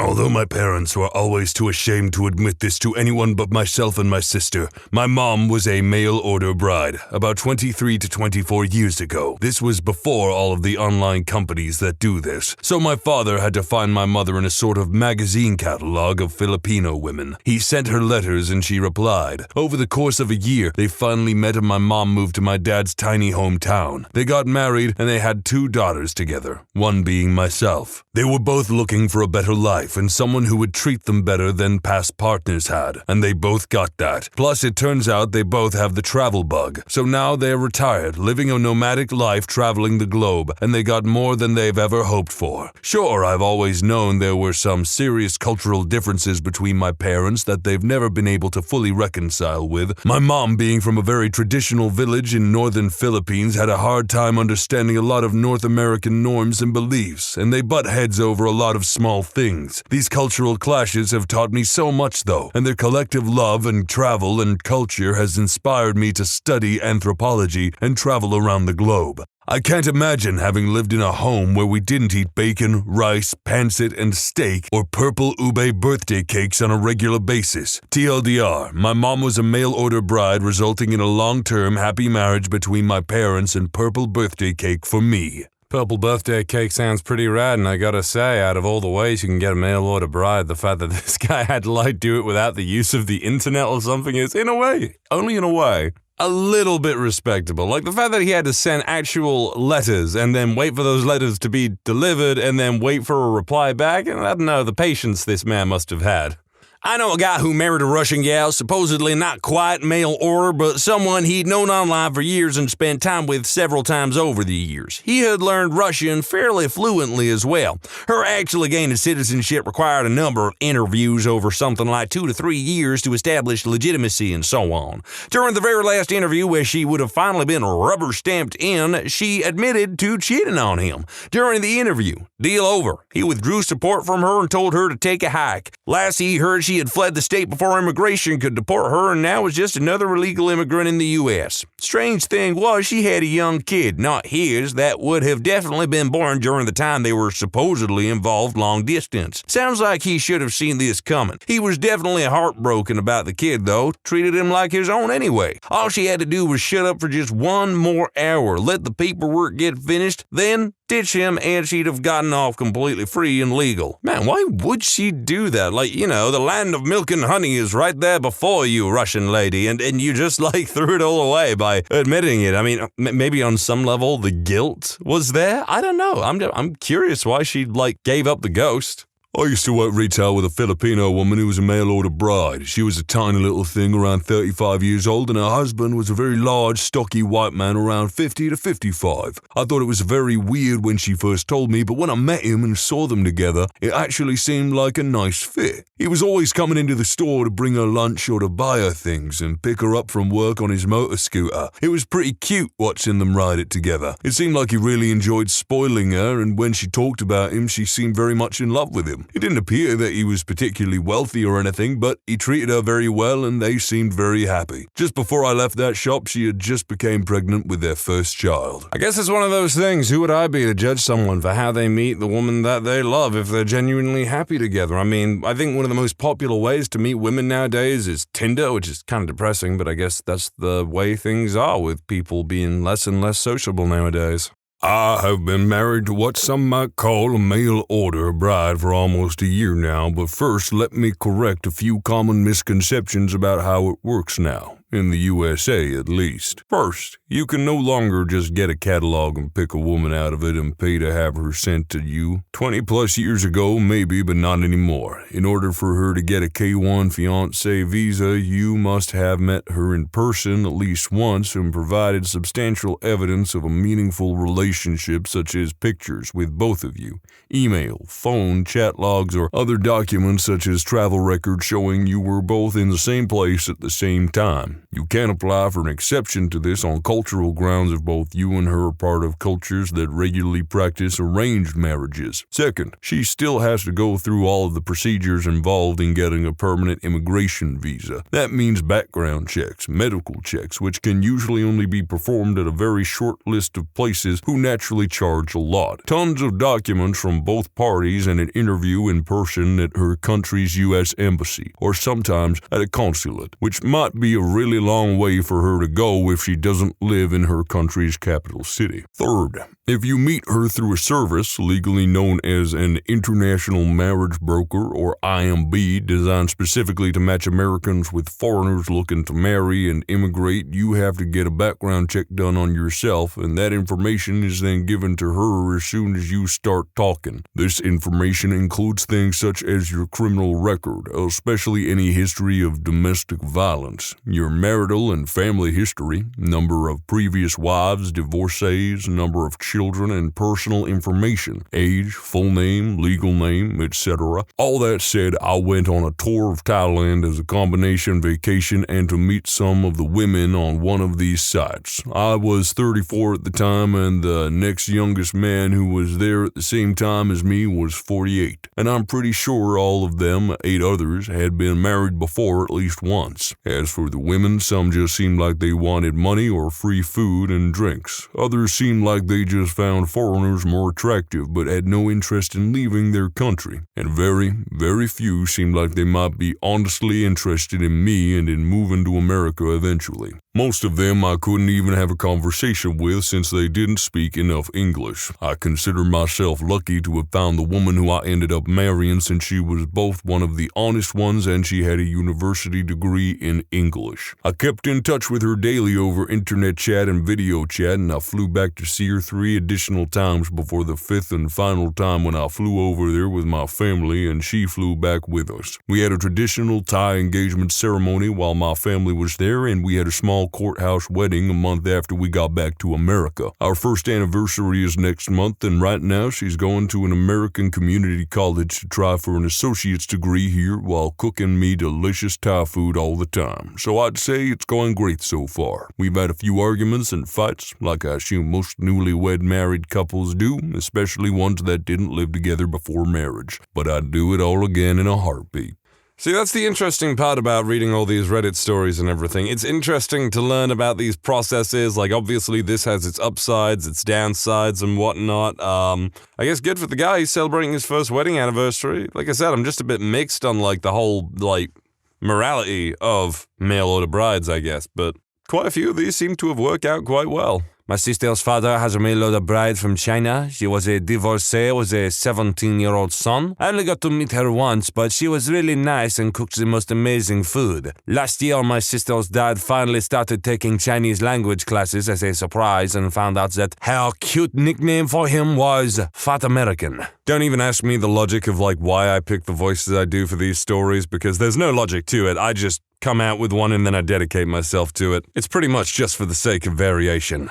My uncle is married to a wonderful Filipino mail-order bride. He's a socially awkward Aspie. She's warm, gregarious, and funny. They've been together probably 18 years and have a great, well-adjusted kid. As a teen, I thought it was such a weird relationship. I imagined for her that it was very shallow and lacking in fulfillment. Now I can see that they both get a better life. Her financial situation improved as well as that of her family back home. She has a beautiful child and she married into a pretty nice family. For my uncle's part, he has a wife and daughter who care about him and help him navigate the world.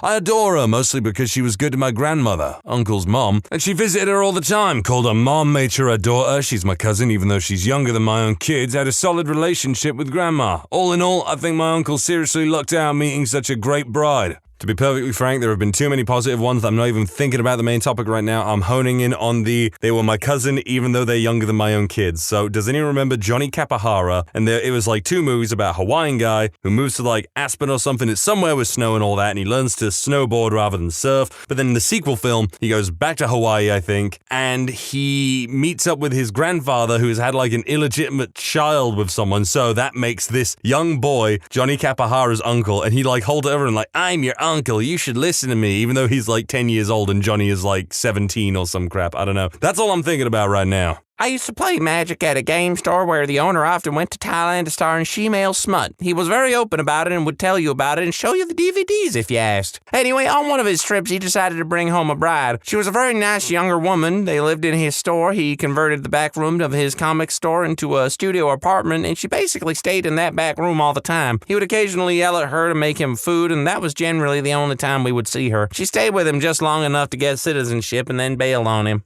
Ungrateful wet. No, that's good for her, to be honest. This guy sounds like a pig. What I'm more curious about is if he had a penchant for, the best of both worlds, I guess you could put it. Well, what was she packing?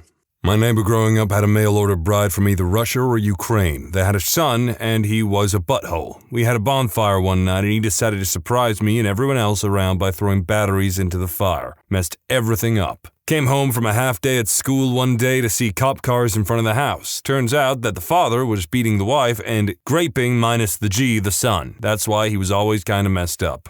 I was waiting for a messed up one like that. Am I happy that I found it? Not particularly. Hope that guy's rotting in jail. Okay, this gets a little crazy. Everybody knew my neighbor was gay. It was a fact and never questioned. Let's call him Terry. Terry was about 45 and lived alone in his inherited mother's house. That was 4 doors down from us. He kept himself to himself and seemed pleasant. One day, we were surprised to see a Taiwanese woman about half his age had moved in. Let's call her June. June didn't speak much English and loved gardening. Over the next few months, our neighbor's house was slowly transformed into a mini botanical garden with a small fountain, new fences, and the start of a new driveway. One day, out of the blue, I heard a loud bang at my mother's front door. I was about 17 at the time, visiting from college. I opened the door to find June stood on the pavement throwing poo at my mother's windows. Yes, actual poo. I shouted at her, "What are you doing, madam?" To which she ignored me and stormed back to her house. Now, this was back in early 2003, so after telling my mother what had happened, we took the good old British route of cleaning it up and not causing trouble. The poo was hard and not an issue to remove from the window frames, front lawn, and fence. We thought that was it and laughed it off. Big mistake. The next time I visited my mother, I noticed that there was more poo on my mother's front lawn and the lawn of our elderly next-door neighbor. Confused but incensed, I stormed round to Terry's house with my bag still in hand and banged loudly on the front door. Terry answered with a surprised look on his face, shaking. I shouted at him, "Tell your wife to stop throwing poo at my mother's house, you weirdo," and marched back home. A few days passed and my mum was pleased to report no issue.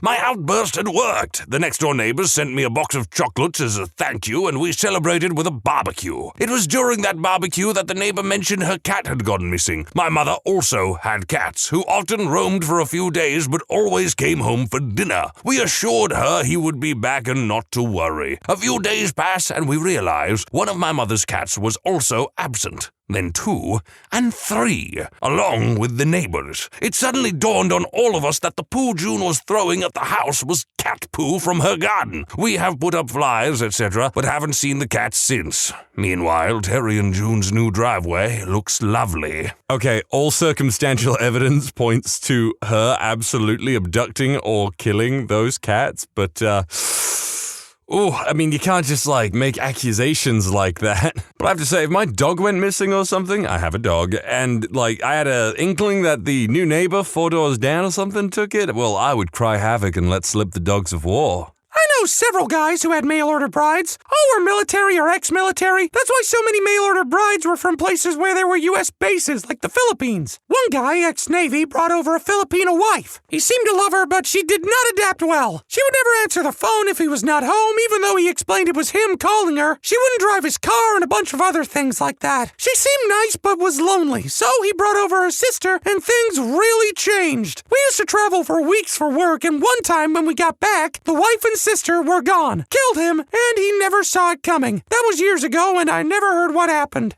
Absolutely not surprised. But, okay, so I've actually been saving this, so here's the thing. I also know a guy, not technically a mail-order bride, but he did have a wife that he brought over from Thailand. And he's actually done this a few times. I think he's gone through 3 different women. And he's a nice guy. He's actually just had some unfortunate luck, or I believe one left him. One died, sadly, and currently he's very happy with another woman. Anyway, I'm in my late teens, and I'm going to work with him because the guy I usually worked with wasn't available. So he picks me up from my house, and I'm like, "Hey, why do you have this little Buddha statue on your dashboard? Are you, Buddhist?" He's like, "Oh, no, my wife, she's Taiwanese, and she is Buddhist." And I look at him, and I say, "Oh, so does she not believe in, physical or worldly possessions or anything like that? Is she very spiritual and stuff?" And he, stops for a minute and looks off while he's, staring down the road as he's driving and everything. He turns to me for a quick second and goes, "Yeah, she's not Buddhist." He knows this because she is a really hard gambler and apparently quite the money grubber, but that was long ago. And again, I'll say this, no foul play in his life or relationships or anything. He's very happy now, which I am glad he is, because he's a nice guy. What are some common forms of sexism that men face? I was a single dad for 20 years. There are a lot of places that still reflect parenting being dominated by mothers. From mom's talk mornings at my son's school to being told that Koabo.com didn't want me because I was a dad. And then there were the assumptions that I didn't have custody. Some by state officials, with me repeatedly needing to explain that he was in my care 28 days of the month. I'm certain if the situations were reversed, I would have been ordered to pay more than $60 a week for child support. Heck, if I was in California, I might have had to end up paying her child support even as our son lived with me 28 days of the month. I could probably give examples all day. I do excuse most individuals' behaviors as they are making assumptions based upon what's true 90% of the time. The systemic stuff needs to change, though. Women and men are no longer in the same place in society as they were when these laws were written. As someone whose father is a nasty piece of work who also didn't pay child support, I have to agree with this. As they said, men and women are not in the same places that they were like when these laws were written, societally, at least not in the West. Thus, I don't think it's controversial to say that more cases need to be judged on an individual level by who is in the wrong and who has done what, no matter what their gender or anything is. The double standard. I remember watching a clip from The View, I think. I don't remember too many of the specifics, but the topic of conversation was that a woman who had become fed up with her husband and his actions had proceeded to cut his penis off in the middle of the night and threw it into the trash compactor, or something like that. Again, details are fuzzy. One of the ladies, might have been Sharon Osbourne, talked about how hell hath no fury or he shouldn't have been messing around, and the crowd went wild. Most of the women in the audience and on the panel were clapping and whooping it up. Then one lone female member of the panel, I wish I could remember who it was, it took quality courage, spoke up and said that them all laughing about this wasn't right. In fact, it was quite wrong. She pointed out how differently the panel and audience would have reacted if the situation had been a man who had cut his wife's breasts off and thrown it in the dishwasher, regardless of what actions they were upset with or felt grieved. The idea of mutilating your spouse shouldn't be met with laughter and applause. From what I remember, some of the other ladies on the panel tried to say, that's different, and others rolled their eyes or became uncomfortable. I remember thinking what courage it must have taken to call out the double standard right then and there, on television with the studio audience clearly already on the side of the original joke. It shouldn't matter what your gender is. Call out double standards when confronted with them. Apparently, the show was The Talk, not The View, and the woman who had the courage to speak up was Sarah Gilbert. Thank you. Let's be honest, it's not just a gender thing. The world is absolutely full of double standards in race, religion, and all kinds of things. Really, it's just a people thing where some people just cannot stand to be called out for their bad behavior, but are more than willing to just shout to the heavens how someone else has done wrong.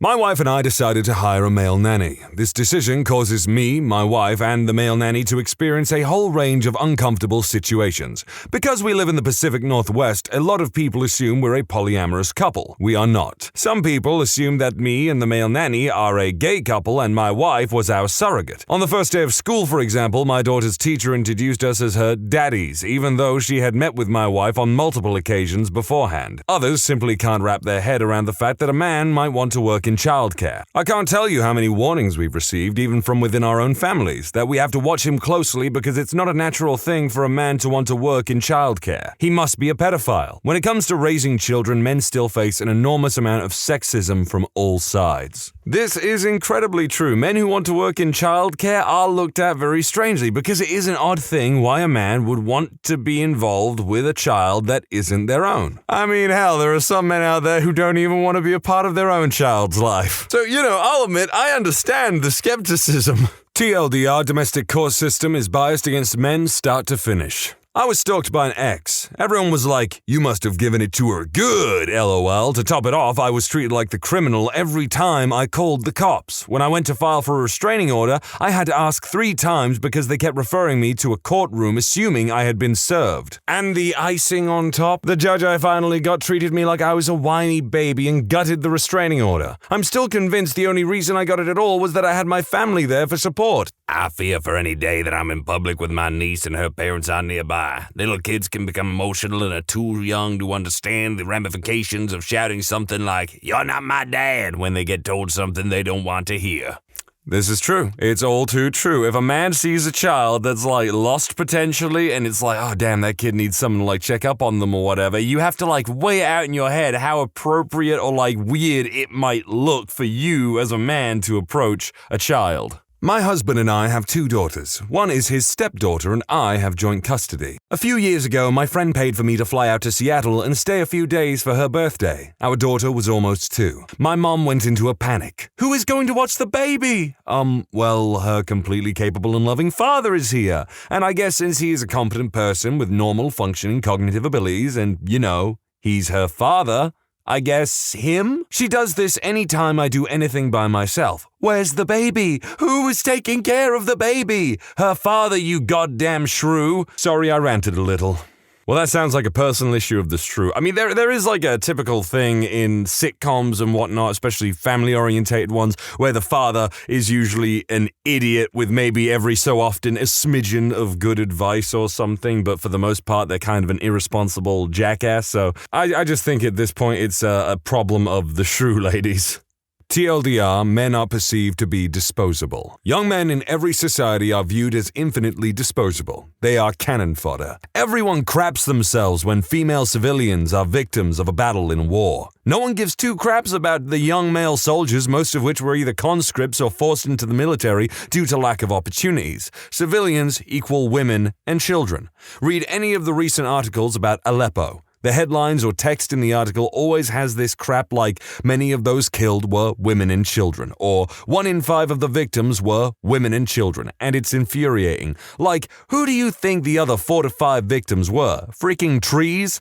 I googled Aleppo and went on to Google News, and this was the last result. I haven't read all of the articles, of course, but I'm sure a lot more specifically mention women and children and leave out men. Male disposability is real. How many victims of violence in video games, movies, TV shows, plays, books, etc. are male? Now tell me how many victims of violent crime, the homeless, army casualties, and members are male. Yet these things are barely talked about. What is one of the leading causes of homelessness? Divorce. What is the leading cause of divorce? The man losing his job. Which gender has a higher successful self-deletion rate? Men, 5-to-1 ratio. Which gender has a lower life expectancy? Men, -5 years. Which gender gets the majority of government funding and funding from charities for healthcare? Women. And I'm sure that everyone knows about the situation with divorce cases and family courts because people seem to at least be aware of the problem there because of organizations like Fathers for Justice. Then we get to the prevention of domestic violence against women and girls specifically. That's freaking dumb. Why not try to prevent it against everyone? Women, men, girls, and boys. Men are much less likely to seek aid for domestic violence, and there are barely any domestic abuse shelters for men, whereas there is a huge amount of shelters for women.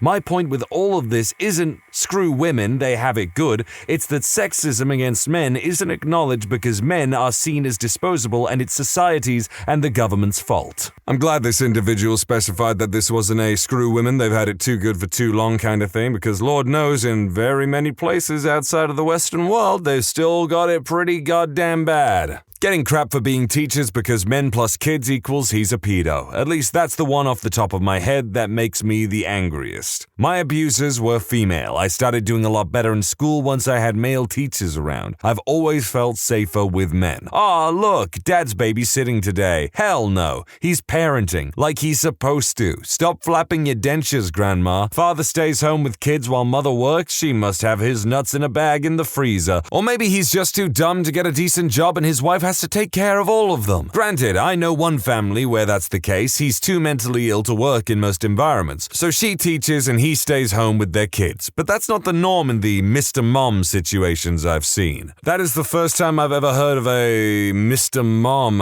Is that like, it's like a label, it's a situation, whatever? All I'm thinking is Mr. Men.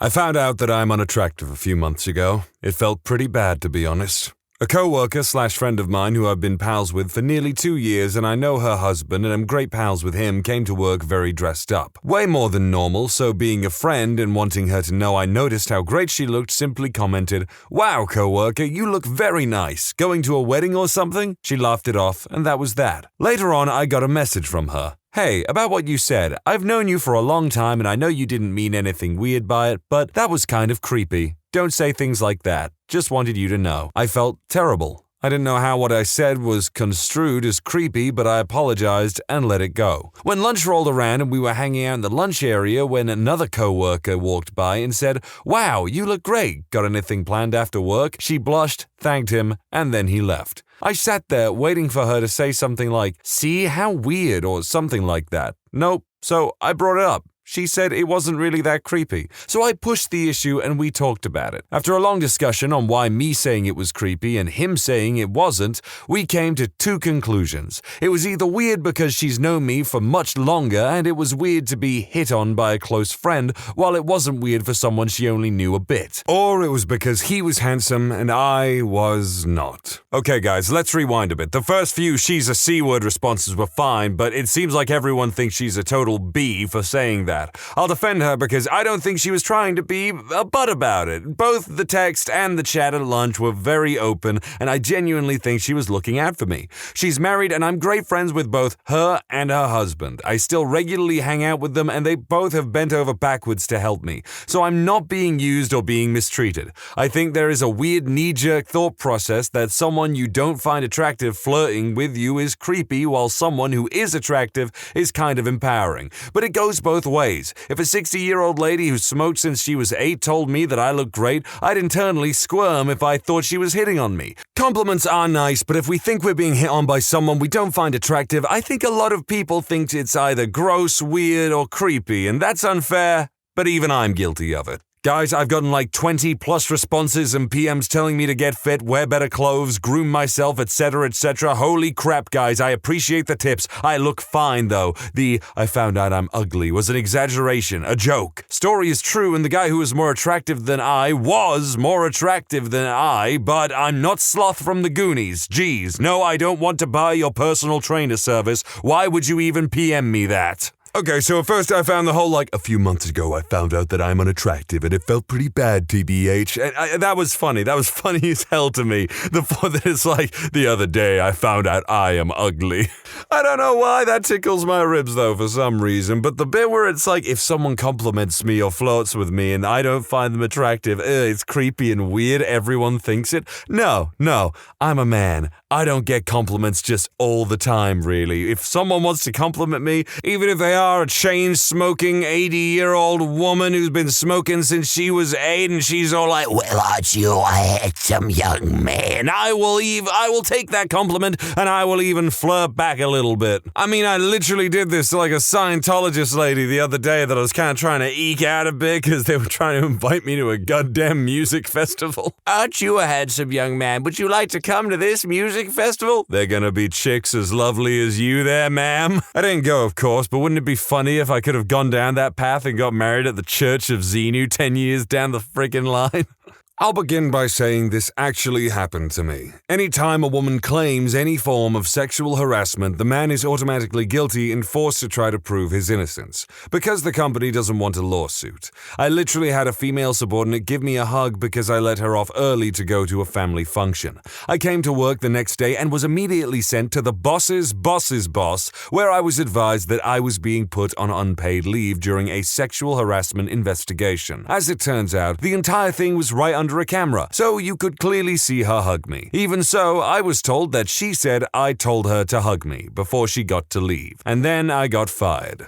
Scum behavior, hate it. My knee-jerk reaction, although it's not a perfect answer, is that people who make accusations like this, especially more serious accusations that go to court, if it turns out that it's coming from a place of malice or personal gain and under false pretenses, I think the accusee should be held responsible, or maybe even to a higher standard of responsibility and punished as such if they are found to be lying. But again, that is not a perfect answer to these issues, because then you gotta consider the process in the jury, in the investigation and whatnot, and how things can go wrong, and how actual victims can be left in a destitute situation. I know some of y'all hate it when I go a bit too long on the personal commentary, so I made it nice and short for you, but I'll be back. The employee bathrooms at my job have been scheduled for an update. The work on the men's room started a week or two ago Monday and ended this past Monday morning, during which time the men had to use the public customer bathroom and the women continued to use their employee bathroom. On Monday afternoon, when the work began on the women's room, the newly refurbished, as yet unused by a single man men's room became a temporary women's bathroom, until the work on the new women's bathroom is finished. So the men have to go several weeks without an employee bathroom while the women never have to go a single day without one. Not exactly common, but it otherwise fits the question and is currently on my mind. Well, that is just legitimately unfair. I'd be scared that those mean old dirty girls will poop in the urinals before I get a chance to. I mean, pee in the urinals, yeah. I'm a male nurse in the ER, and there are a lot of extra rules I have to follow that the females do not. If I'm doing any kind of perineal care, Foley, straight catch, pelvic, or even rectal temp, on a female patient, I need a female chaperone. However, a female nurse can go do those same procedures on a male without a male chaperone. The looks I get from many elderly patients when I tell them I'm their nurse, those judging eyes. I had a guy straight up laugh in my face and tell me my parents must be embarrassed by me. Mothers freak out when I'm the nurse for their child. I had a lady straight up tell me I couldn't help drain her daughter's armpit abscess because she thought I'd be eyeballing her. No. Literally none of this happens to the female staff members. And frankly, I'm a much better nurse than quite a few of them. I think it's been pretty well established there are just jobs where men typically aren't very welcome, or if you are there, you have a lot more rules and regulations that you must follow because of people's discomfort around you. I've just recently noticed something that bugs me a bit. I grew a beard throughout October to December. My girlfriend and all the women on her side of the family were quick to offer their criticism. I didn't really care too much and took it lightly. But after a while, I couldn't help but imagine what it would be like if the tables were turned. Like if my GF started wearing a shirt she just bought and really loved, but my brother, dad, and myself criticized it every time she wore it. That would be messed up, and people would take her side immediately. Talk crap about my choice to grow a bit of facial hair, and no one bats an eye. I feel like this is kind of a straw man argument with the whole if my wife decided to wear a shirt that she loved and I criticized it, then everyone would side with her immediately. Not necessarily. If it's a crap shirt, it's a crap shirt. I don't freaking know, man. I grew a mustache last year for Halloween so I could do a Ron Swanson outfit. I got crap. I didn't give a single crap about what other people thought. Goddamn self-deletion. You want to raise awareness for self-deletion and mental illness? Yeah, fill your boots. But it gets on my frickin' tits when it's all directed towards the struggles women have regarding mental health and self-deletion ideation. And yet the male gender is chastised for anything regarding to ending it early or mental health. The notion of a man to be a strong and mentally powerful individual is a crock. It doesn't define a man. How he deals with it is how it defines him. True that. I'm a girl, so I don't know firsthand, so tell me if I'm wrong. I consider it sexist that boys have to be tough and play with Legos and all that crap, even if they want to play with dolls. If their favorite color is hot pink, then that's wrong as well. Growing up, they are not allowed to be emotional, to cry, or to need someone to help them. They can't look for comfort because they have to be manly. Also, in many places in the world and social environments, they are expected to pay for a girl's food, drink, whatever. For her birthday, you should give them something expensive. For what it's worth, it does not happen where I live, and in my circle of friends, mostly educated middle-class people, but I can see it all the time. It made sense when women were not working, but now you don't know whether the woman actually makes more in her job than her date, but he's still expected to pay. I don't know about everyone else, maybe I'm just lucky. I mean, there have been times where I've just paid without saying anything, but, I've gone on dates with some pretty considerate women who have offered to pay for their own food and everything. I don't doubt that there are women who can be kind of bratty or insistent that you pay for their meals and all the date and everything, but, I certainly have not come across one like that yet. I was trying to be friendly to a woman during lunch at work. She was literally sat across from me. Mind you, we had been trained alongside one another. So I said hi and asked how she was. She told me that her boyfriend's grandpa died. She said that she got really close to his grandpa. I said that I was really sorry and did my best to empathize. I asked how long her and her boyfriend had been together. She said 4 years, and I said congrats. She told me all about her kids and asked me questions about work. Mid-conversation, when she had done most of the talking, she picks up her phone, dials a number. It's her boyfriend, from the sound of it. She says, yeah, I was just calling because this guy was being way too friendly.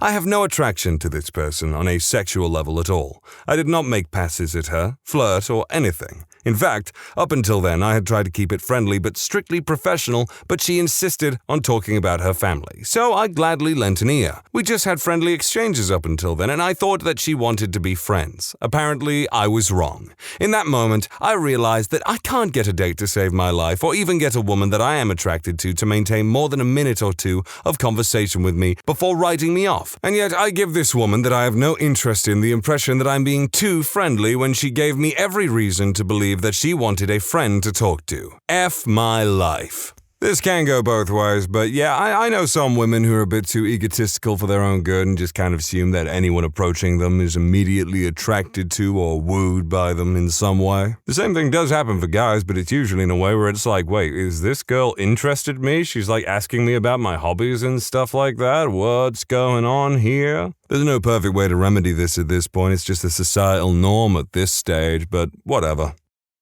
People who have surprisingly woken up admitted into hospital. What happened? I hopped into the back of a mate's pickup after a rugby game, went to sleep and woke up in ICU in traction with no feeling from my waist down. Turns out we had a head-on collision with a drunk driver and I went through the back of the cab picking up a host of broken body parts including 4 compressed vertebrae. A year and a number of surgeries later, I walked out of hospital an inch shorter and with enough metal in me to set off metal detectors at airports. I was the lucky one. The other 3 guys in the truck never woke up afterwards. 20 years and it still gets me. The accident happened in Zimbabwe, where I grew up. I've traveled a fair bit since then, but am now a bona fide Kiwi. I didn't find out about the others for a while. Aside from being zonked on pain meds, I don't think I was capable of understanding what had happened. Visitation was restricted in the ICU to my folks, but the day after I was moved out, most of the 2 senior teams and some of the staff pitched up to tell me the nasty truth. The tiny ward was crammed with big, burly, ugly guys crying their hearts out, and I loved every one of them for it. Not sure where I was going with this, but I've ended up here.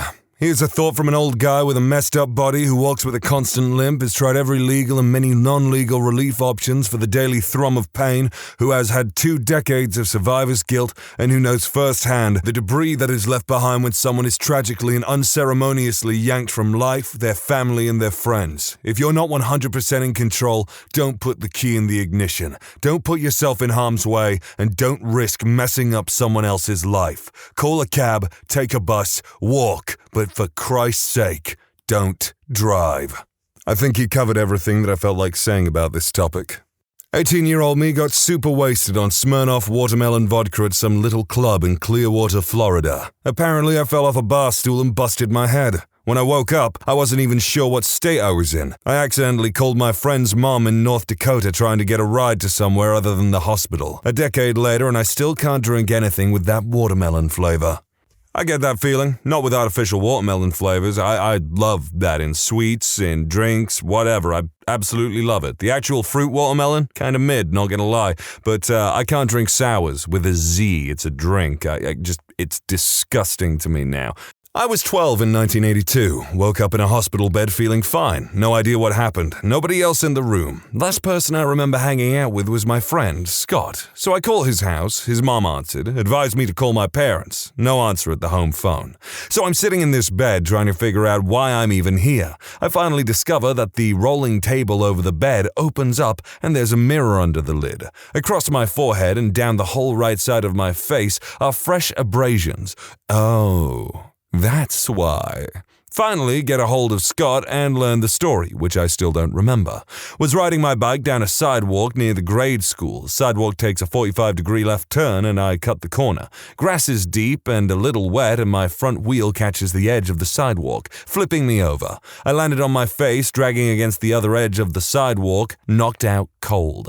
Another neighborhood kid was in the area, hustled back to alert my parents. My dad took me to the hospital in his car and I woke up the next day. Yes, my parents just left me in the hospital by myself. Waking up in hospital on your own as a kid would absolutely suck. I mean, I remember being admitted to hospital for, I won't go into it, but, you know, it does suck. Hospitals just suck. Was at the pool. Next thing I know, I wake up in a hospital bed, feeling very cold and my throat hurts. Turns out I had actually drowned, but the lifeguard had pulled me out and reanimated me for about 45 minutes. Then I was flown to the hospital by helicopter where I lay in a coma for 2 days, during which they kept my body temperature low to prevent cerebral damage caused by lack of oxygen. I could go home a week after the accident. The way they described the lifeguard reanimating them, I'm picturing like a necromancer or something. My brother and I were outside playing with squirt guns. This was 2001, so I would have been 11. Next thing I know, it's Easter Sunday. I was in a hospital bed with a massive headache and blurred vision, and the last thing I remembered was 4 days ago. Apparently, I fell backwards and smacked my dome on the curb hard enough to fracture my skull and bruise my brain. Got 2 weeks off school, which was cool back then, and I've had to wear glasses ever since. Apparently, according to my mom, the first sign of consciousness in the hospital was me getting out of bed, taking a whiz on the floor, and then going back to sleep for 2 more days. The whole thing was a weird experience. Being in hospital in general, especially when you're freaking 11 years old or something and all alone, would suck. I understand why it would be a weird experience. I was running a half marathon with a friend and we had just passed the 10-mile mark and I felt like I was getting into a groove after I struggled a bit the previous few miles. Woke up the next day in the ICU with my family all around me. Heat stroke plus rhabdomyolysis. I was admitted with a temperature of 108.6 and they were telling my family to prepare for the worst. I had to stay in hospital for a few days and then take it easy for a few months, but otherwise came out unscathed. Don't recommend it. Rhabdomyolysis, often called rhabdo, is a serious medical condition that can be fatal or result in permanent disability. Rhabdo occurs when damaged muscle tissues release its proteins and electrolytes into the blood. These substances can damage the heart and kidneys and cause permanent disability or even death. And that's what rhabdomyolysis is. Woke up in the hospital with my roommate and her mom asleep in the chairs in the room. I started freaking out because I was 7 months pregnant and my pregnant belly was obviously not pregnant. My screaming woke them up. My fiancé and I had been hit by a drunk driver, killing my fiancé, and I lost the baby. I had been in a coma for 3 days. I have some really gnarly scars that my kids like to make up crazy stories about. My favorite being the time I fought off 3 knife-wielding psychotic carnies and murdered them with my bare hands. Well, you know what? I'm glad there was a semblance of a happy ending for this lady.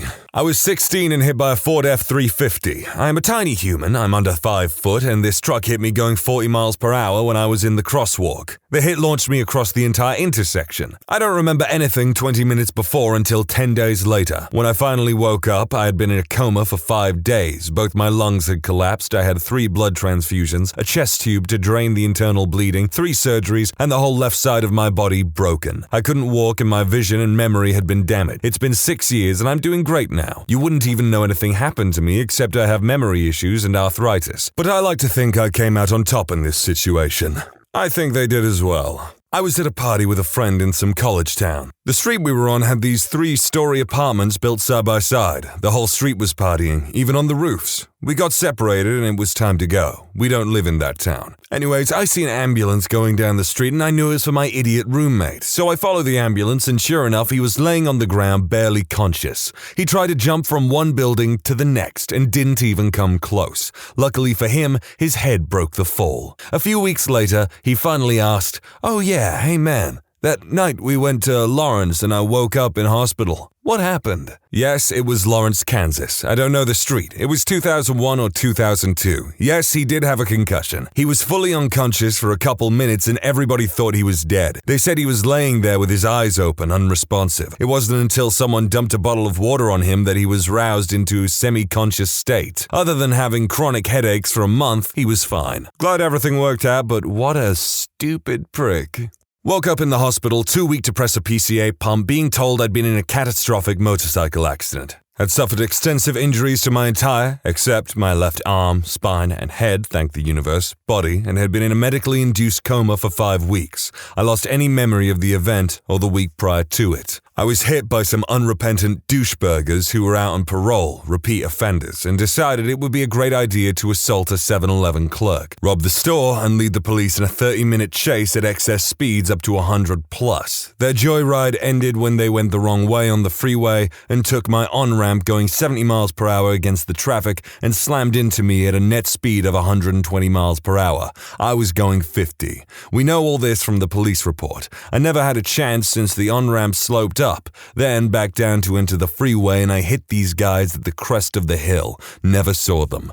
The impact sliced through their engine block, so they ran on foot after that. The police recorded their statements after being followed by helicopter and being apprehended as, "What you arresting me for?" They got 9 and 5 years in a plea deal, and I was notified when they were each let out after serving less than half the sentence. Please note they were 100% sober, knew they hit me, and they left me to die. I'm a generally compassionate person, or at least I try to be, but I hope their lives are a living hell and that they live a long time. I hope they never get the chance to hurt someone again, but I fully expect that that's what they've done. For my own mental health, I'll never try to find out what's become of them. This was over 10 years ago, and I have a good life now. Loving GF, a mortgage, a super smart border collie, everything I ever wanted. Although it's been a serious struggle. I didn't get any money except for $50K from the Victims of Violent Crimes Fund, plus, remarkably, their auto insurance. My medical bills were $3 million plus, but I was insured, thankfully, since I just started the job 6 months prior. I used that money in my hospital/recovery time to get my MBA and have worked hard as hell to move up in my new career since I knew I had to change. I'm not very agile anymore. I'm still severely and permanently disabled. I'll never run again, nor have any real balance. I need a cane and lost the use of my dominant arm. But I'm lucky since I still have my faculties and look relatively normal. I don't own a motorcycle anymore and will never attempt to ride again. You need 100% of your physical faculties as well as mental to do it safely. I don't blame my motorcycle at all. I miss riding and probably wouldn't have fared much better in those speeds in a car. If you ride and are reading this, please make sure you buy the best safety gear and wear it every time. I'm only here today because I did, and no amount of skill would have saved me from being in the exact wrong place at the exact wrong time. I was wearing a Nolan flip-face helmet, $300 at the time. Thank you, Nolan, for your outstanding quality and commitment to safety. I still have the helmet, and it's scratched and cracked all the way through. That could have been my skull. I agree with your sentiment. Screw those guys, but I do believe you would have fared a lot better in a car. Wife, 2-year-old son, and myself went to visit a couple of friends out in the country. Had some food, had a couple of drinks myself, had an amazing time. Wife was sober.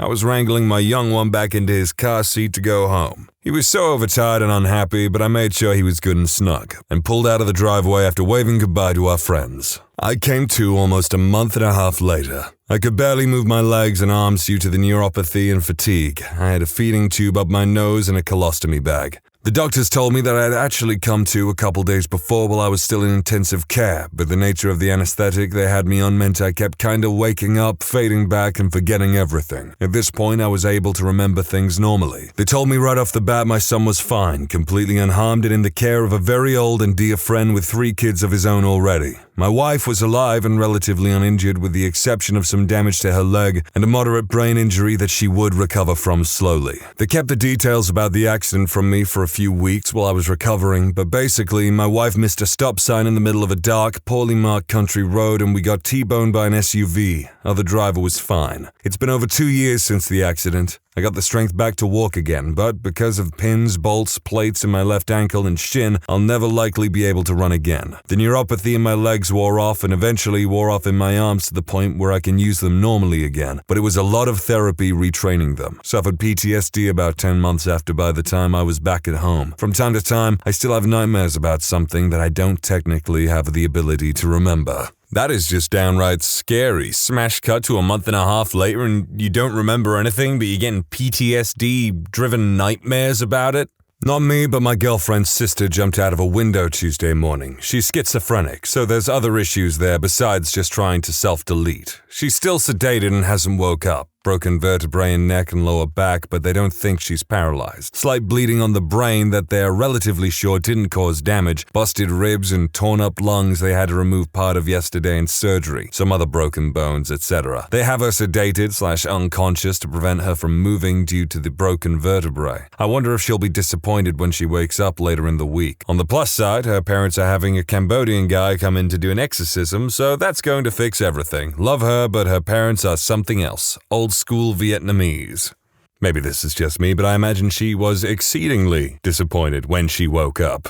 Snowshoeing, and by snowshoeing I mean a short, slow trip on a relatively flat, groomed trail because I in no way represent an athlete. Finish the trip and I'm standing on the edge of a parking lot looking over Lake Tahoe from Echo Summit. Next to me, two guys are filming some sort of ski ad, I assume. One guy skis down the cliff, hits a mogul, does a somersault, and then somehow stops to climb back up and repeat. Guy 2 is filming. Skier guys may be covering about a football field distance over and over again. It's a cliff and he acts about like he's getting up during an ad to get a soda from the TV. Ski, mogul, flip, stop, up, repeat. I enjoy the view and muse on the comparison between my pathetic activity and this guy's and think, okay, time to go. I immediately fall on the ground and can hear my wrist snap as it's caught in the strap on my ski pole. Get up, walk painfully back to my car, a quarter mile, curse all the families driving erratically and allowing their children to careen around the snow play park. I'm a little grumpy with the pain, then realize I can't get my keys out of my pants pocket. Ask a woman who looks like a mum to help. She steps into that extremely uncomfortable, intimate distance and reaches her hand deep into my disgusting pocket and fishes out my keys. It was very awkward. I thank her profusely and to this day will bless her and wish that she and her descendants may people the earth. Drive to Barton Hospital for a temporary cast. Drive home. It's not easy driving with one arm and it's no doubt illegal, but I made it. I have another equally exciting story about a broken and dislocated shoulder from a bike ride. Doesn't exactly fit the criteria of this topic, but it was a nice shake-up, I suppose.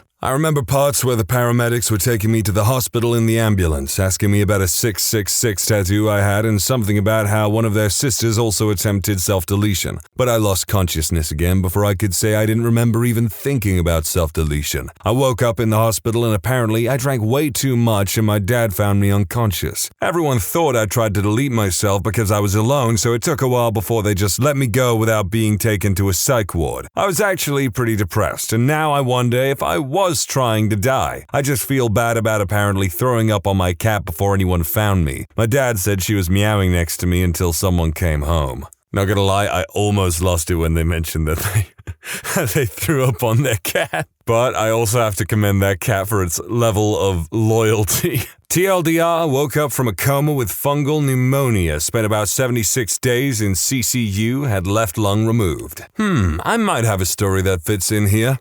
Happened about 3.5 years ago. I'd been kind of sick with the flu for a few weeks. Couldn't seem to shake it. I'd get a little better, then a bit worse. This was right before Christmas 2012. That year, Christmas Eve and Christmas was on a Monday and Tuesday. So I was just pushing myself to get to that sweet 4-day weekend, thinking I'd just relax and that'd get me past it. So I rested hard all weekend, wasn't eating much, just stayed in the easy chair. The day after Christmas, I still wasn't feeling up for work. I was still at my folks' house for the holiday, so my mom being my mom was all, if you're too sick to work, you're going to the doctor. I didn't have insurance at the time, so I hadn't been. Went to one of those urgent care places instead. I was there for a little while, don't remember much around this point. I remember we left after a while, then waking up in CCU about 12 to 14 days later. Turns out I have the beats. Now, I hear from a lot of people that this is how they find out they are diabetic, either very low blood sugar or you go into DKA and get flu/pneumonia. This is where my story takes a house-like turn.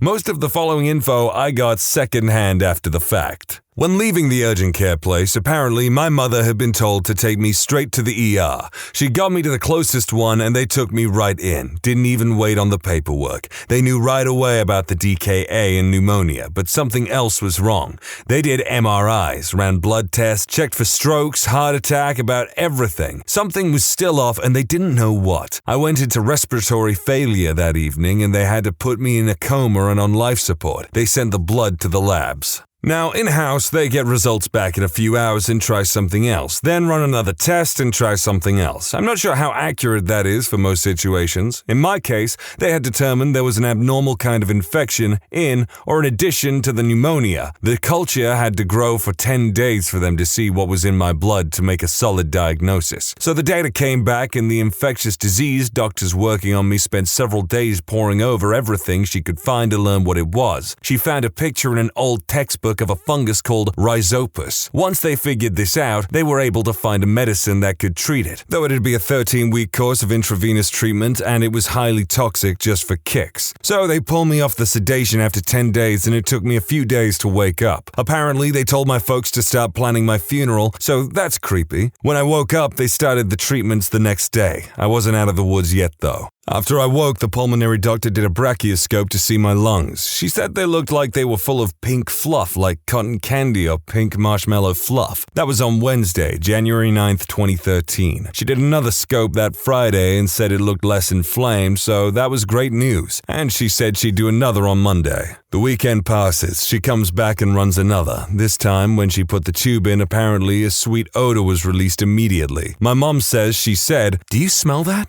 Something smells sweet." My right lung looked even better. My left lung, well, she said looked black and green and spiky, so that's a bad thing, I guess. The lung had begun to die. This is a part I remember for myself really clearly. I woke up from that procedure and the nurse told me to wait a moment and left the room. She came back with the pulmonary doctor, a surgeon, and my mom and dad.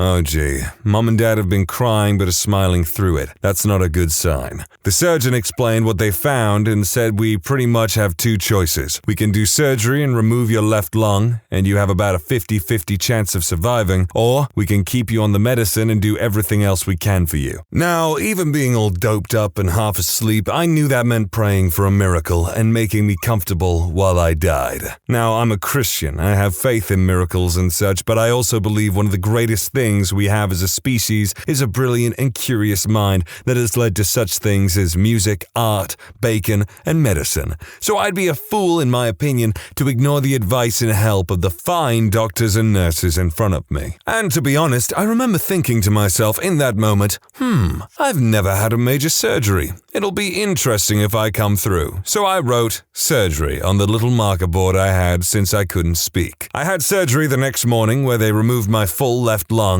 Afterwards, I remained in CCU for a total of 76 days, 99 days total in the hospital. I still had to run the full 13-week course of that medicine. I had a lot of rehab and therapy for months after. A lot of it dealing with the extensive muscle atrophy in my legs and arms and pretty much everywhere. 3 years later, I've much improved. I lost a bit of mobility in my feet, both from the atrophy and the diabetic neuropathy. My stamina isn't what it was, obviously, as my oxygen capacity is about 55% of what it was, we think. At rest, I still can hit about 95 to 97% blood saturation, which is normal. At moderate to heavy activity, it drops pretty fast. Still working on improving that. Got a good job, got a girl. Overall, things are actually a lot better than it was before. Nothing like almost dying to spice up your life.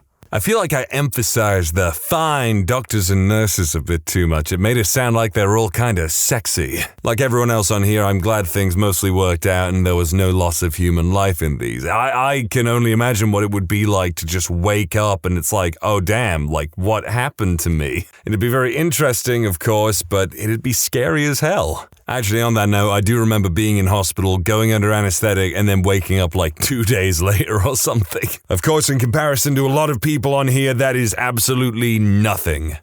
Law enforcers, have you ever come across a crime so stupid or ridiculous that you just let it slip? Not the US, to clarify for everyone asking. This was in South Africa in the early 90s. When I was in high school, the rugby team found out I had learned how to drive but not yet received my license. They all knew I did not drink, so one of them had the genius idea of inviting me to parties as the designated driver. We'd lost a popular kid to a drunken accident a few months earlier, so it was actually a good idea. It was a great arrangement, lots of parties, lots of girls, and all I had to do was get them home in one piece afterwards. It went great for a few weeks, until one night. The police had heard there was a big party on a farm outside of town and decided to set up a roadblock. So I come driving up to flashing lights, car filled with 5 big drunk guys, including one passed out with his head out of the window, and little scrawny me barely able to look over the steering wheel, and the inside of the car smells like a brewery. The officer takes one look at the car and asks me to step out. Have you been drinking? No, officer, I don't drink. Has me take a breathalyzer. 0. Looks at at me. Can I see your driver's license?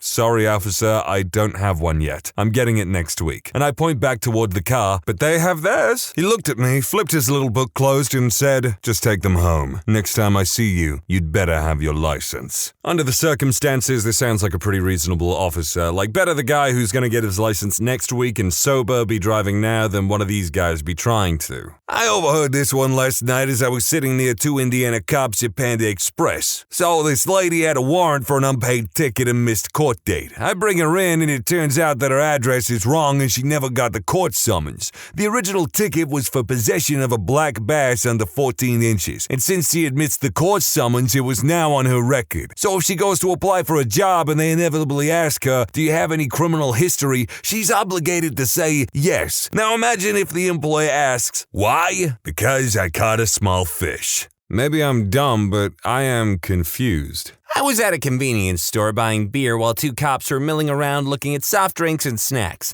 One employee was working the register while another one was throwing out old donuts. One of the cops looked over at her and said, You can't do that in front of the police. It was funny because he sounded upset with her when he said it. Always nice when people have a good sense of humor. My ex-fiancé was a cop for a redneck town where the people didn't have much money. He was called to the grocery store where a little girl about 9 was being detained in the manager's office for stealing a box of tampons. He said she had tears and snot everywhere and her pants had obvious bloodstains all over the front. My ex then bought the box she was trying to steal along with 3 more boxes, some food and milk. He then drove her home to a trailer that was falling apart. It wasn't so much the crime that was ridiculous, but more the manager's reaction. I guess when my ex came in, the manager was just screaming at this terrified 9-year-old. That's a nice story, a fine story, a good story. But my question is, what did you do to drive away such a good man? A kid, of course, I don't know the ins and outs of their relationship. I frequently, or did when I was in uniform, let impaired care or control slide. If I found someone sleeping in the back seat of their parked car after drinking, it demonstrated to me a decision to not drink and drive. I'd often take keys or drive someone home, but arresting them just seemed wrong. Long as they're not obstructing traffic or in a really inconvenient place, I think that makes perfect sense. I was the lucky one once, not charged by a cop. In college, my friend had a massive house party. I woke up the next morning face down in a puddle of drool in the bed of my truck. Went inside and found out the cops had busted the party and everyone got underage tickets. Over 30 people, except for me. Not sure if they took pity on me or never saw me, but they had my truck boxed in with squad cars. The lines on my face from the rubs on my bed liner took 2 days to go away. Well, aren't you a lucky boy? Not a police officer, but I witnessed it happen. I got a phone call from a police officer using my buddy's phone. Apparently, my buddy, a jackass, got so drunk he fell out of his car in the drive-thru lane at Taco Cabana. The cop told me I had 15 minutes to get there and pick up my friend. I made it in time and the officer helped me throw my friend in the bed of my truck. He told me to take my friend home and when he woke up, tell him he was a goddamn idiot. The police officer was a homicide detective in the major city in which we lived, and he said he had real crimes to solve and to stop wasting his time. You better take your drunk little jackass friend home. I got donuts to eat, coffee to drink, and murders to solve.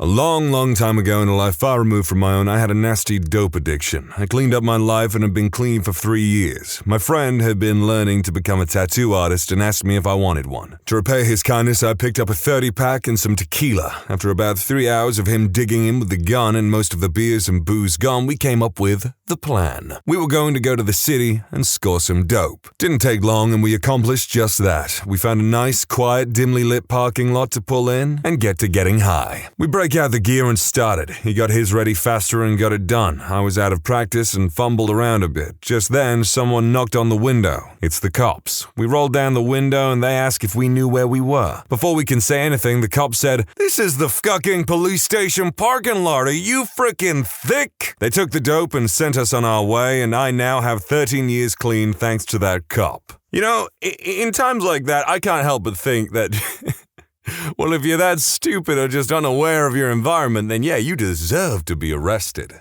But in this case, I guess things worked out. There was this guy where I used to live who would walk around smiling strangely and approach people trying to shake their hand. As soon as he got a hold of their hand, he would try to kiss them. A friend of mine naively accepted his handshake and literally bent over backward trying to avoid the kiss. A couple of churches in the area had this thing at the end of their service where everyone would shake hands so this guy would show up to reap the harvest. Cops were called on him a few times, but to my knowledge, they never arrested him, but just drove him far away from the area and dropped him off and made him walk all the way back. I'm just picturing that interaction as, "Oh, well, nice to make your acquaintance, old chap. What are you doing?" Brother-in-law is a cop. We'll call him Jack. He used to ride a bike in downtown Toronto during his first 2 years. Canadian cops ride in bikes and wear tight shorts during summer, by the way. So he was on a side street when he spotted a car driving like 10 kilometers an hour and every 5 seconds stopping suddenly like someone hitting their brakes hard and starting again. So he follows the car going around in a 4-block circle wondering, what the hell? He decided to check if maybe something is wrong with the driver and needed help. He gets close to the car and he hears the driver, which was male, groaning. He immediately thought the driver was having a health issue. He rides up to the driver's window and puts his hand on the car and at the same time asking, "Sir, are you all right?" Driver slams his brakes and Jack sees a female lifting her head off his lap and hastily, the driver covering his crotch. He tried so hard not to burst out laughing. Driver was so embarrassed when Jack asked for license and registration. He said it was also obvious the woman wasn't a hooker because of her looks and the red face of shame. So the driver croaks up "Is there something wrong, officer?"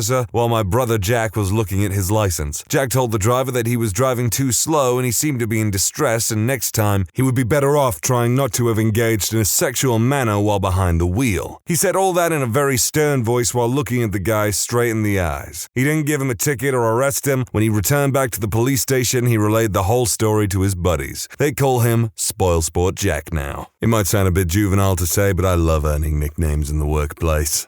My time to shine. Now, I was the lawbreaker in this case, but the cop was so utterly dumbfounded and amused that he just let us go. Let me tell you the story of the 12-person Prius. It was around 10 p.m. on a Friday night and was my first day in college. It was freshman orientation day during the summer, and we got to stay in a dorm for the night. While my group was getting to know each other, we decided that we should find something fun to do. However, being in a small town, our options were limited. Thus, we decided upon visiting the glorious Walmart in town, about the most fun place to go. Our plans were thwarted though when we discovered that we were all dropped off by our parents and didn't have a car. We sure as hell weren't going to walk 8 miles and we didn't know what to do. But then, the twins piped up. The identical twin sisters apparently didn't come with their parents and instead borrowed their parents' Toyota Prius for the weekend. Great! So, with a car ready to go, we start for the parking lot, but then somebody did a head count and mentioned to the group that we have 12 people. Our hearts sank. How could we bring 12 people to Walmart with a Prius? One person suggested taking 2 trips. One person said, maybe we shouldn't go. But then, somebody suggested that we all squeeze in. It was brilliant. And after thinking about it, 100% feasible. So we got to work. 2 people in the passenger seat, 1 driving, 7 in the rear seat, and 2 in the trunk. It was a masterpiece. Thus, the journey began. Nearly touching the ground and easily bottoming out the suspension, we set forth for Walmart. We got about half a mile from campus before we were pulled over. The cop was speechless as he counted as each person exited the car. Sergeant Casper, his name was. Casper was the friendly cop. He could barely contain his laughter. He simply told us that he didn't want us getting hurt, that we should walk back to campus, and that he was impressed that we fit that many people in the car. We sat there and chatted for about 20 minutes and left, never to fit in the Prius again.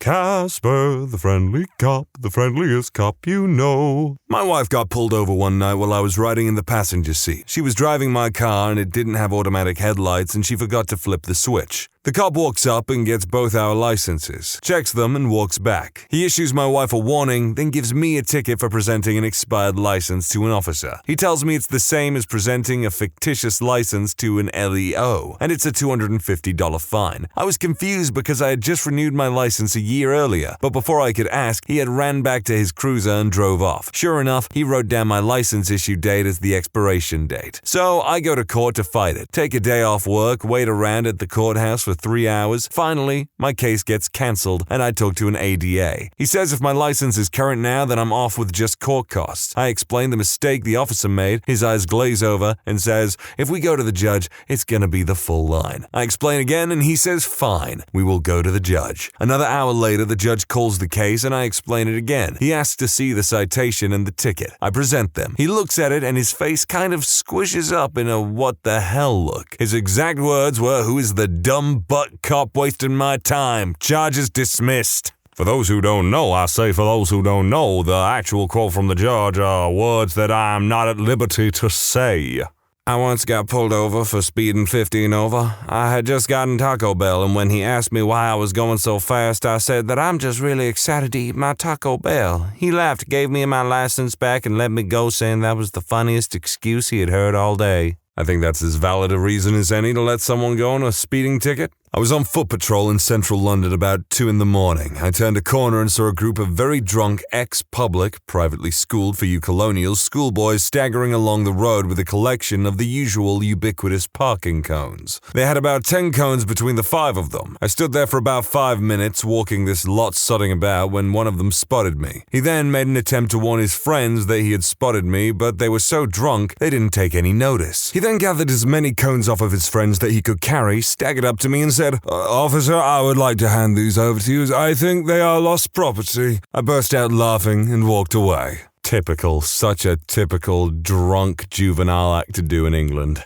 I was young and went out to buy some condoms at a store. I spent a long time standing there trying to figure out what to get. Finally grab a box, then wander around the store working up the nerve to actually purchase it. I chicken out, put them on some random shelf, then go walk out of the store. As I get to the door, some lady in her 40s comes running up to me and in a slightly out-of-breath voice demands I hand over the condoms. I'm shocked and answer, wide-eyed, that I don't have them. She doesn't believe me, so I sheepishly lead her to where I ditched them. As I leave, again, I realized just buying them would have been a lot less stressful. My advice for buying condoms is just slam the pack down and do not break eye contact no matter what. They'll respect you because you're practicing safe sex. I was hammered one day walking home with a bunch of my friends. I see a trash can and running dropkick it. Of course, it sends trash everywhere, and all I hear on a PA is, "Pick it up." Cop there the whole time, never got out of the car. I picked up the trash can and put all the trash back and went on my way. Cool cop. Give a hoot, don't pollute. When I was in high school, my buddy and I left during lunch to go get our biology cat that he'd left at home. A biology cat is one that's being dissected. It was all splayed out and opened up on a dissection tray, essentially a baking sheet filled with wax so you could stick pins in it. We took off in another friend's car, a Beetle with no muffler and flat tires, and screaming to Mac's house about a mile away in a little lower middle-class neighborhood. Got the cat, put it on the back seat, and threw a dish towel over it because, well, it's just creepy. As I'm backing out the driveway, Mac tells me to be cool. There's a cop down at the intersection. We putter down the street and stop at the stop sign, and suddenly we're surrounded. Plainclothes cops come up and block us behind. 2 standard cop cars come from each side of the intersection and block us in front. A cop gets out and yells at us to turn off the car and step out. We're freaked because we know that the car has all kinds of illegal substances hidden away in the glove box behind the dash, under the seat. We also have no idea why driving fast and loud in this neighborhood warranted such a massive response. We get out, hands on the hood. Officer starts to search the car. We tell him about the biology cat and point to the back seat. He lifts the dish towel up, looks at us, and stops searching the car. Everyone backs off and he tells us to get back to school, and if I wasn't busy right now, I'd haul you in for speeding in a residential neighborhood. Get your muffler fixed. After school, we found out that someone had been murdered in the neighborhood earlier that morning. 2 male suspects seen leaving the area. Our biology teacher laughed his butt off. Never so grateful for a murder in my life. I understand the relief, but I certainly wouldn't say it like that. Not a cop, but I was driving to North Carolina. It was supposed to be my brother and I driving, but he went out the night previous and got hammered, thinking I'd drive the first leg, then he'd finish it out. Well, he miscalculated how hungover he was and was useless the entire way. This was a 12-hour drive, but when we finally got there, my brother starts complaining at me. He needs to use the bathroom. We were in the city at this point during rush hour, so I was stuck in the left lane among a great deal of traffic. There was a left turn that could get me to a Wendy's, so I jumped into the lane. The green turn arrow became yellow, so I started slowing down. My parents and brother all scream some variation of, "Just frickin' go!" So I do it, and sure enough, I see the lights go on, pull into the Wendy's parking lot and turn off the car. A large woman gets out of a cop car. I swear she is straight from a buddy cop movie as the loud-mouthed comic relief, permed hair and all. She walks up and looks totally serious. My brother is in the backseat, hungover, pale and sweating. He leans forward and blurts out, "Can I please go inside while you do this? I'm about to poo my pants." Her serious tone just completely drops and she starts laughing her butt off. Of course, honey, you can go. He jumps out and runs into the building doing the funniest butt clench I've ever seen. She ends up giving me a warning because she saw me hit the brakes, then heard everyone screaming at me. She warned everyone to not distract the driver and told me to ignore everyone else, which I know I should have done. So everything worked out well, and my brother ends up coming out with Frosties for the family because they wouldn't let him use the bathroom without buying anything. I would have just immediately forgiven them once they brought me the Frosty. If it's ice cream, a ice lolly, a slush puppy of some kind, if it's a frozen treat and you're trying to curry favor with me, well, you've got it, baby, you've got it. When I was in college, I woke up one morning to knocking on my door. I sleep naked, so just grabbed what was on my floor. It was a tank top and a frilly pink skirt. I opened the door to see a cop. At this point, I am experiencing the absolute worst hangover in the world and very possibly still partially drunk. He tells me that the landlord is paving the back parking lot and I need to move my car. I look at him and tell him there is no way I can drive it this time and say if they need to move it, they might want to do it themselves. Meanwhile, he is clearly holding back some laughter. He agrees to move my car for me and bring back my keys. I told him to wait a minute while I get them. Still trying to contain his laughter, he says, "Ma'am, they were actually in your door. I'm completely mortified and feel like death now." He returns 5 to 10 minutes later and tells me he moved it to the other section of the lot. I go back to sleep and a few hours later leave to go to class. Well, the car is absolutely nowhere in sight. I find a cop car parked not too far away and tell him what happened. He called in to the cop and it turns out the landlord had it towed. The first cop shows back up, apologizes, and offers to take me to the tow lot to get the car. On the way there, he decides to show off a little and is speeding through red lights and across town. It was pretty thrilling.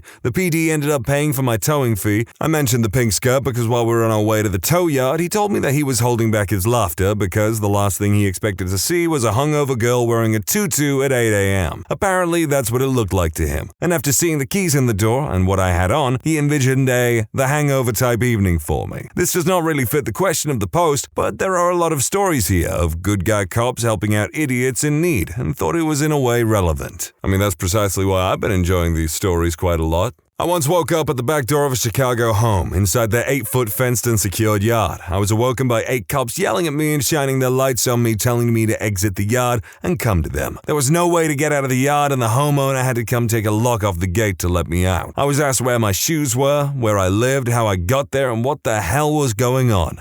I explained I went to bed on my friend's couch around 10. Inside my pockets, they found a giant glass pipe and an even bigger piece of devil's lettuce cola bud. After some serious what the hell looks and giggles from the greatest cops in the world, I found myself being given a ride 2 blocks away to my friend's house. I apologized for being a sleepwalking idiot and for the illegal substances, which I then realized was still in my pocket thanks to some pretty awesome Chicago cops. They do sound like some pretty understanding and cool cops. But for real, how the hell did you sleepwalk 2 blocks away? I mean, the most I've ever seen someone sleepwalk is like 5 feet and then pee on a television set. When I was 18, I got pulled over. Policeman asks, "Do you know why I pulled you over?" I say, "Yes, because I did an illegal U-turn." He says, "No, because you ran a stop sign." He was so amused by my stupidity that he let me go. Some of these policemen sound extremely easy to please. My friends and I were driving home one Saturday night and spotted a car that looked like it had veered off the main drag and up against a building. We approached the car and tried to see if the driver was okay, but he was unresponsive, so we called 911 and the police showed up. They roused him and started asking him questions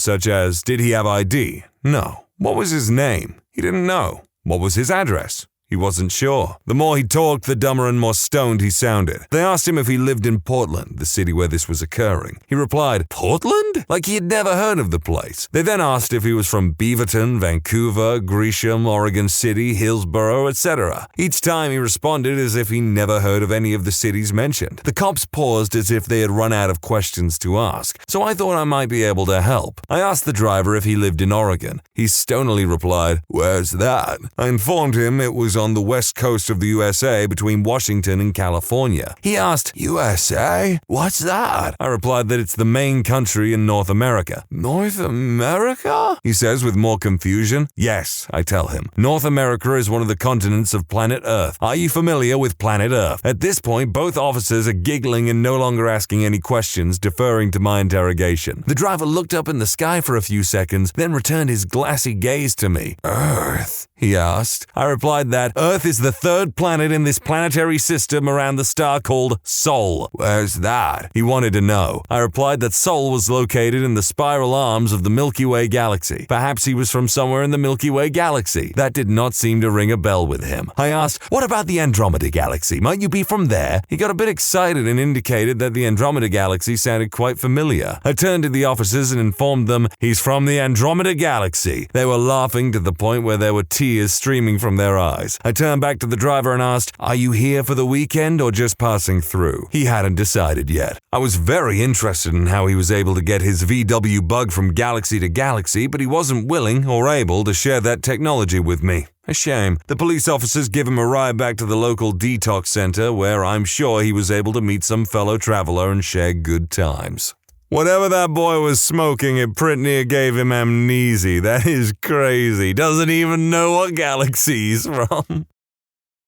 What event changed your way of thinking permanently? My stepdad actually sitting with me and explaining why he was hurt and disappointed when I messed up. Happened in my early teens, and the look on his face is still burned in my mind. To clarify, growing up I had a lot of dysfunctional relatives who'd punish me and the other kids in the family, but never explain why or what we did wrong. Just immediate punishment. No questions. Nothing. The first couple of times I screwed up, stepdad actually made an effort to figure out why and sort out the reason I wasn't listening or was acting out. Nobody else had really ever done that. It immediately felt different, and suddenly I realized, yes, I'm a huge butthole for saying and doing whatever it was or not doing something, since there was no reason for it. The fact he had empathy and understanding was huge for me. We have an awesome relationship, and he's done more for me in the last 25 years than most other blood relatives did my entire life. Mwah, mwah, I love it. I love it when people are just, receptive to, treating them well. It's a shame not everyone acts that way when people try to treat them with empathy and kindness. Knew a kid who came from college during winter break to his hometown in Wisconsin. Went out for a walk on the coldest day of the year. Nothing unusual about the neighborhood. Upper middle class, spread out, big yards. His phone died and he knocked on his neighbor's doors because he was so cold and probably started suffering from hypothermia. He could have been disorientated and lost his way. He was only a few houses away from his house, literally passed out and died a few houses down, and was found the next day. No alcohol or drugs. Really good kid. Nothing strange. So sad. When my mom, 51, was diagnosed with brain cancer, and almost exactly a year later she passed away. This was in July of this year. I remember while she was sick, I just could not believe it was happening. Brain cancer was something I only heard about or saw in movies. It got to a point that it just felt like we were waiting for the day she was no longer with us. Watching my mom deteriorate that way is a pain I wish on no one. I'm 27, and before this, I just thought people get old and they die in their sleep, and that's how it goes. But now I have little to no hope in life. It seems so short and meaningless now. I'm scared every day, thinking at any moment it could happen to me or someone else I love. I got nothing to say about this except that is just something that we as human beings have to learn to cope with. Does it suck? 100%, but that is life. This is really small and totally first world, but I went to college and the school only had one ice machine that we all could use. Dorm kitchens didn't have ice machines in the fridges. I love ice, and I realize how much I took it for granted. I make sure I don't waste ice, and I eat or drink it all. Doesn't matter if you're first world, second world, or fifth world, girl. If you frickin' learn how to appreciate things and whatever, good. You should appreciate things. When I was 11, I went on a boat for my friend's birthday to go tubing with her. It was our turn after the other kids got done. We had fun, but we fell off the raft and we're laughing like crazy. Once the boat turned around to get us, I started climbing up the ladder when I heard a blood-curdling scream that still traumatizes me today. She had somehow slipped under the boat and cut her inner thigh so deep that it wasn't even bleeding. Her dad and I were the only ones helping her up the boat, even though 3 other kids were on. Once she got on, I had to tie a towel around her legs super tight while her dad called the ambulance and drove the boat to their dock. Once we were there, the ambulance had already arrived and I got off the boat feeling nauseous and all hearing just shut off. I threw up in her yard and went into her house while I heard her screaming in pain getting into the ambulance. I went to put my clothes back on in her restroom and I remember staying in there for 15 minutes or more on the ground in shock, causing me to not be able to hear anything and my vision was going black. I thought of the fact that if she was to go up the ladder first instead of me, I would have been the one in pain. That's when my way of thinking changed. I realized that I didn't have control over anything. Like, if you go outside in the dark and say nothing is going to happen to me, that is a false sense of security. Anything can happen at any moment and you would have no control over the situation. That false sense of security in me just shattered. I feared that fact and didn't want to go anywhere. I was only 11. I still lived 2 minutes away from the house it happened at. I learned to live with the fact I learned that night, but regardless, it still scares me senseless. No doubt, that is true. Anything can happen to you at any time, and you might feel anxious a lot or, paranoid, but you just have to be aware, keep your eyes peeled, and learn to manage your emotions as best you can. My nearly 3-year relationship ended because I am or was a liar. After telling my now ex-girlfriend a story about how I saw someone get shot, like the 5th time I had told her, something clicked in my head and I realized that while these stories were lies and I used them to entertain people to help emphasize points I was trying to make and that I was unintentionally manipulating her. I even teared up once telling her because I had told it so many times I was basically emotionally invested in the story. Once it clicked and I understood these were lies and they were destroying our relationship, I told her everything and broke down crying. We were on the phone. The realization only took a second, but it's like I had finally put on glasses for the first time and saw everything in a new light. She said she wanted to not talk for a week and that I should see a therapist, which I scheduled at the earliest appointment. She broke up with me via Zoom last December on the 8th, long distance for a few months with plans on me moving. As a kid, never having a strong male figure in my life, I turned to where most boys look to, which were my coaches, mostly all of them former military with various levels of PTSD, and I think part of my lying had to do with my ideas on what masculinity was, and that I was using these stories to try to emulate who they were and how manly they are, because at the time I wanted to be like them. It's still no excuse though. I love this woman with every ounce of my soul, and over a year later I'm still beating myself up for hurting her, which is something I never planned on doing. I have continued therapy, which has helped immensely. Even aside from things related to this point, I am trying to move on, but I just can't seem to get her out of my head. Sometimes I even still buy things for her like she's still here. I have to remind myself that she chose to leave and not work things out, and I understand in part why she left, but I think what hurt the most is that I had planned on reaching the highest of highs and lowest of lows with her, and all I wanted was to grow together as a couple and work things out, and she didn't. Some lessons you can learn over time or in a single moment, and some lessons require you to be kicked in the teeth. Consider me toothless. Probably having a biology lab in high school as a hangout spot. The biology teacher had a soft spot for me since I was generally interested in science, so not only was it my hangout, I got to fiddle with the microscope, wash glassware, organize old science teaching material, and so on. The biology teacher was an older woman who was actually a hippie when she was younger and is a hardcore Democrat in a very Republican area.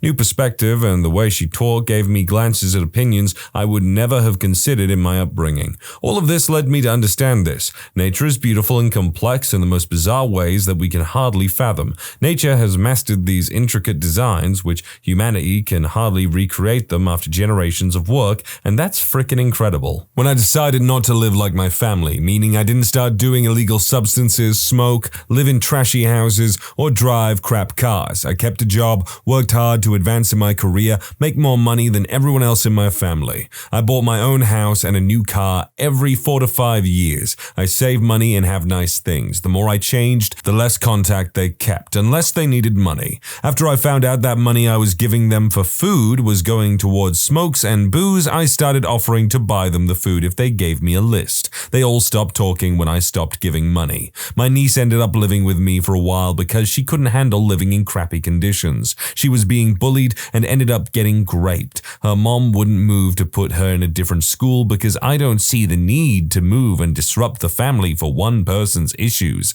I picked her up that day so she could get better and be safe. She ended up spilling the beans. They purposely did not include me because I wasn't their type of people, and I chose to be too good for them. I have friends and my wife's family that has taken me in. They've included me in everything, tell me they love me every day, so I've learned that blood doesn't make you family. You'll know who your family is. It is really insane to me that some people don't want anything to do with you if you try and enrich yourself or make yourself better. Like, if you're fine with living a substandard and quite frankly immoral lifestyle, then go ahead, you do that, but don't drag your family and friends down with you, and then when they try to be better, try to be like, oh, I hate you or don't care for you anymore. Maybe instead you should look at the people trying to make themselves better and think to yourself, maybe I should try that. I never understood anorexia because food is amazing. I'm an overweight guy, quite blokey, always have been. Then, when I was 17, I broke my jaw. I couldn't eat solid food for 4 weeks. I got sick of those meal replacement milkshakes after a few days.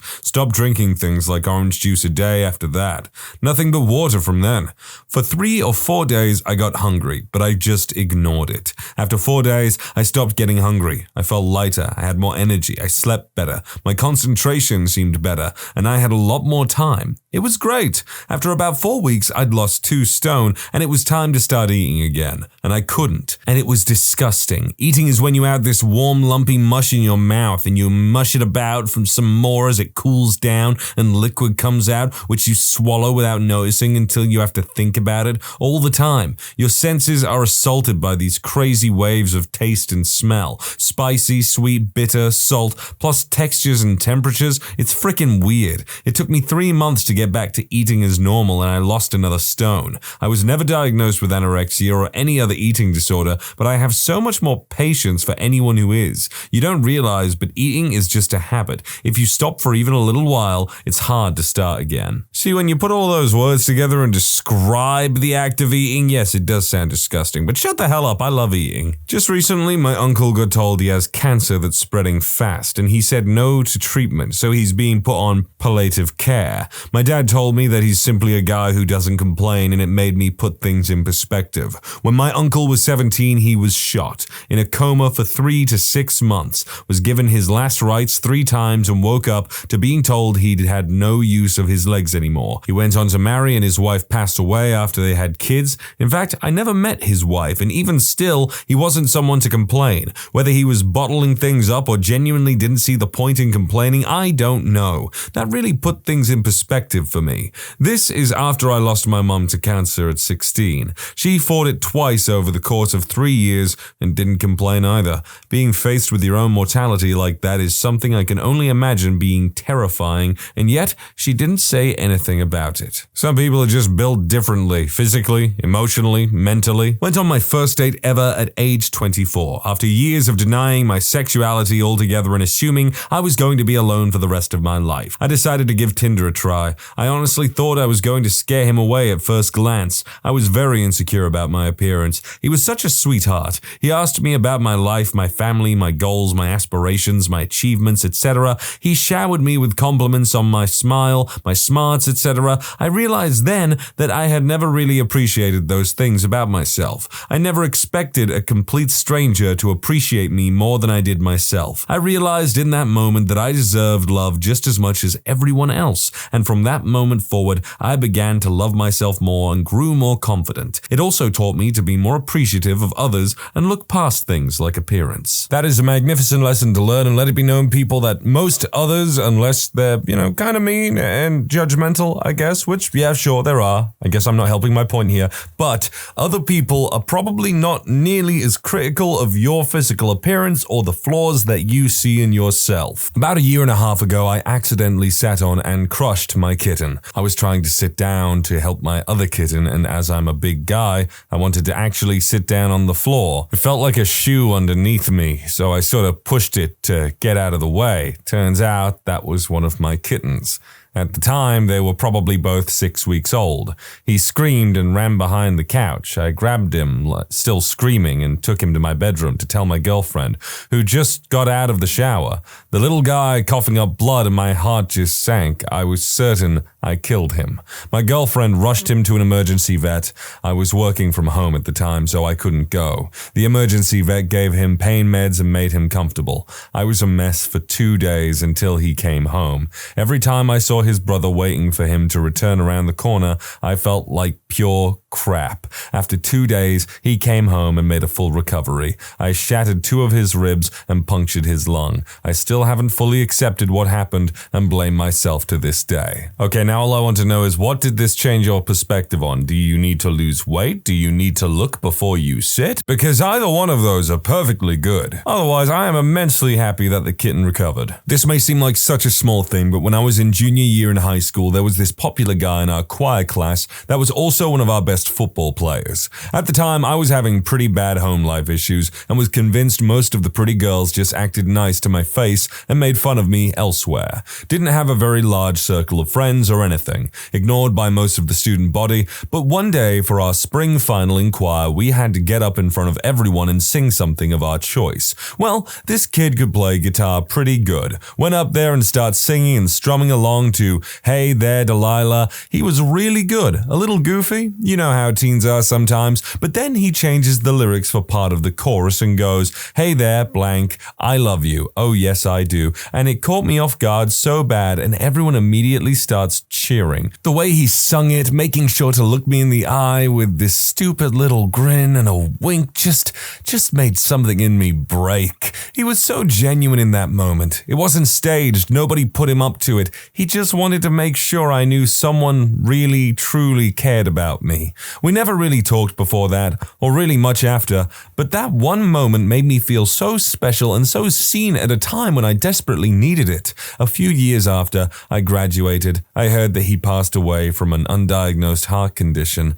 I think I still can't listen to that song without missing him. From that day forward, I really did start to trust people more. Our 10-year reunion is coming up, and I really hope his family comes. Many people in the world don't put any thought or consideration to how lonely some people can be a lot of the time, so you know what, this guy sounds like he was very much a class act. Rest in peace. Worked my butt off for a high-end developer in Los Angeles as an architect designer. Then my boss hired his friend's daughter. She got her own office. We found out how much she got paid. It was on the server. She got a Tesla and B's title. And when I realized I will not work overtime for anyone, or put in more effort than doing my job. It has worked out so far. I have a decent salary and never work overtime. Nothing big so far, but I've always been bad with mun-muns and spending. Can't save for the life of me. But my partner recently changed how I look at purchases for the better, simply by making me look at it like I worked X amount of hours for this, or this took me X hours to afford, and now some stuff just isn't worth impulse buying. Still not great with muns, but getting better. Oh man, the way this person writes reminds me of the whoa. My dad cheated on my mom most of their married life. At 13, I had to kick him out of the house because of it. I vowed then that I could never cheat on a partner of mine. See the hurt in my mom's eyes every time she found out. I could never do that to anyone I loved or even had feelings for. My father telling me that he loves me. I always thought he was ashamed of me. Turns out he was just worried about my choices and did not know how to communicate his emotions. My therapist led us through this conversation and it changed our relationship a lot. A person at work, pretty high position, father of 3 in his 40s, was killed on a train stop going to work in the morning. A guy with mental issues knifed him. Now, when I see someone acting strange or when I understand they are mentally ill, I move away, change a car in the train, or stay out generally. To be honest, I feel like there are more and more mentally ill people every frickin' day. Did anyone hear about Steve Buscemi getting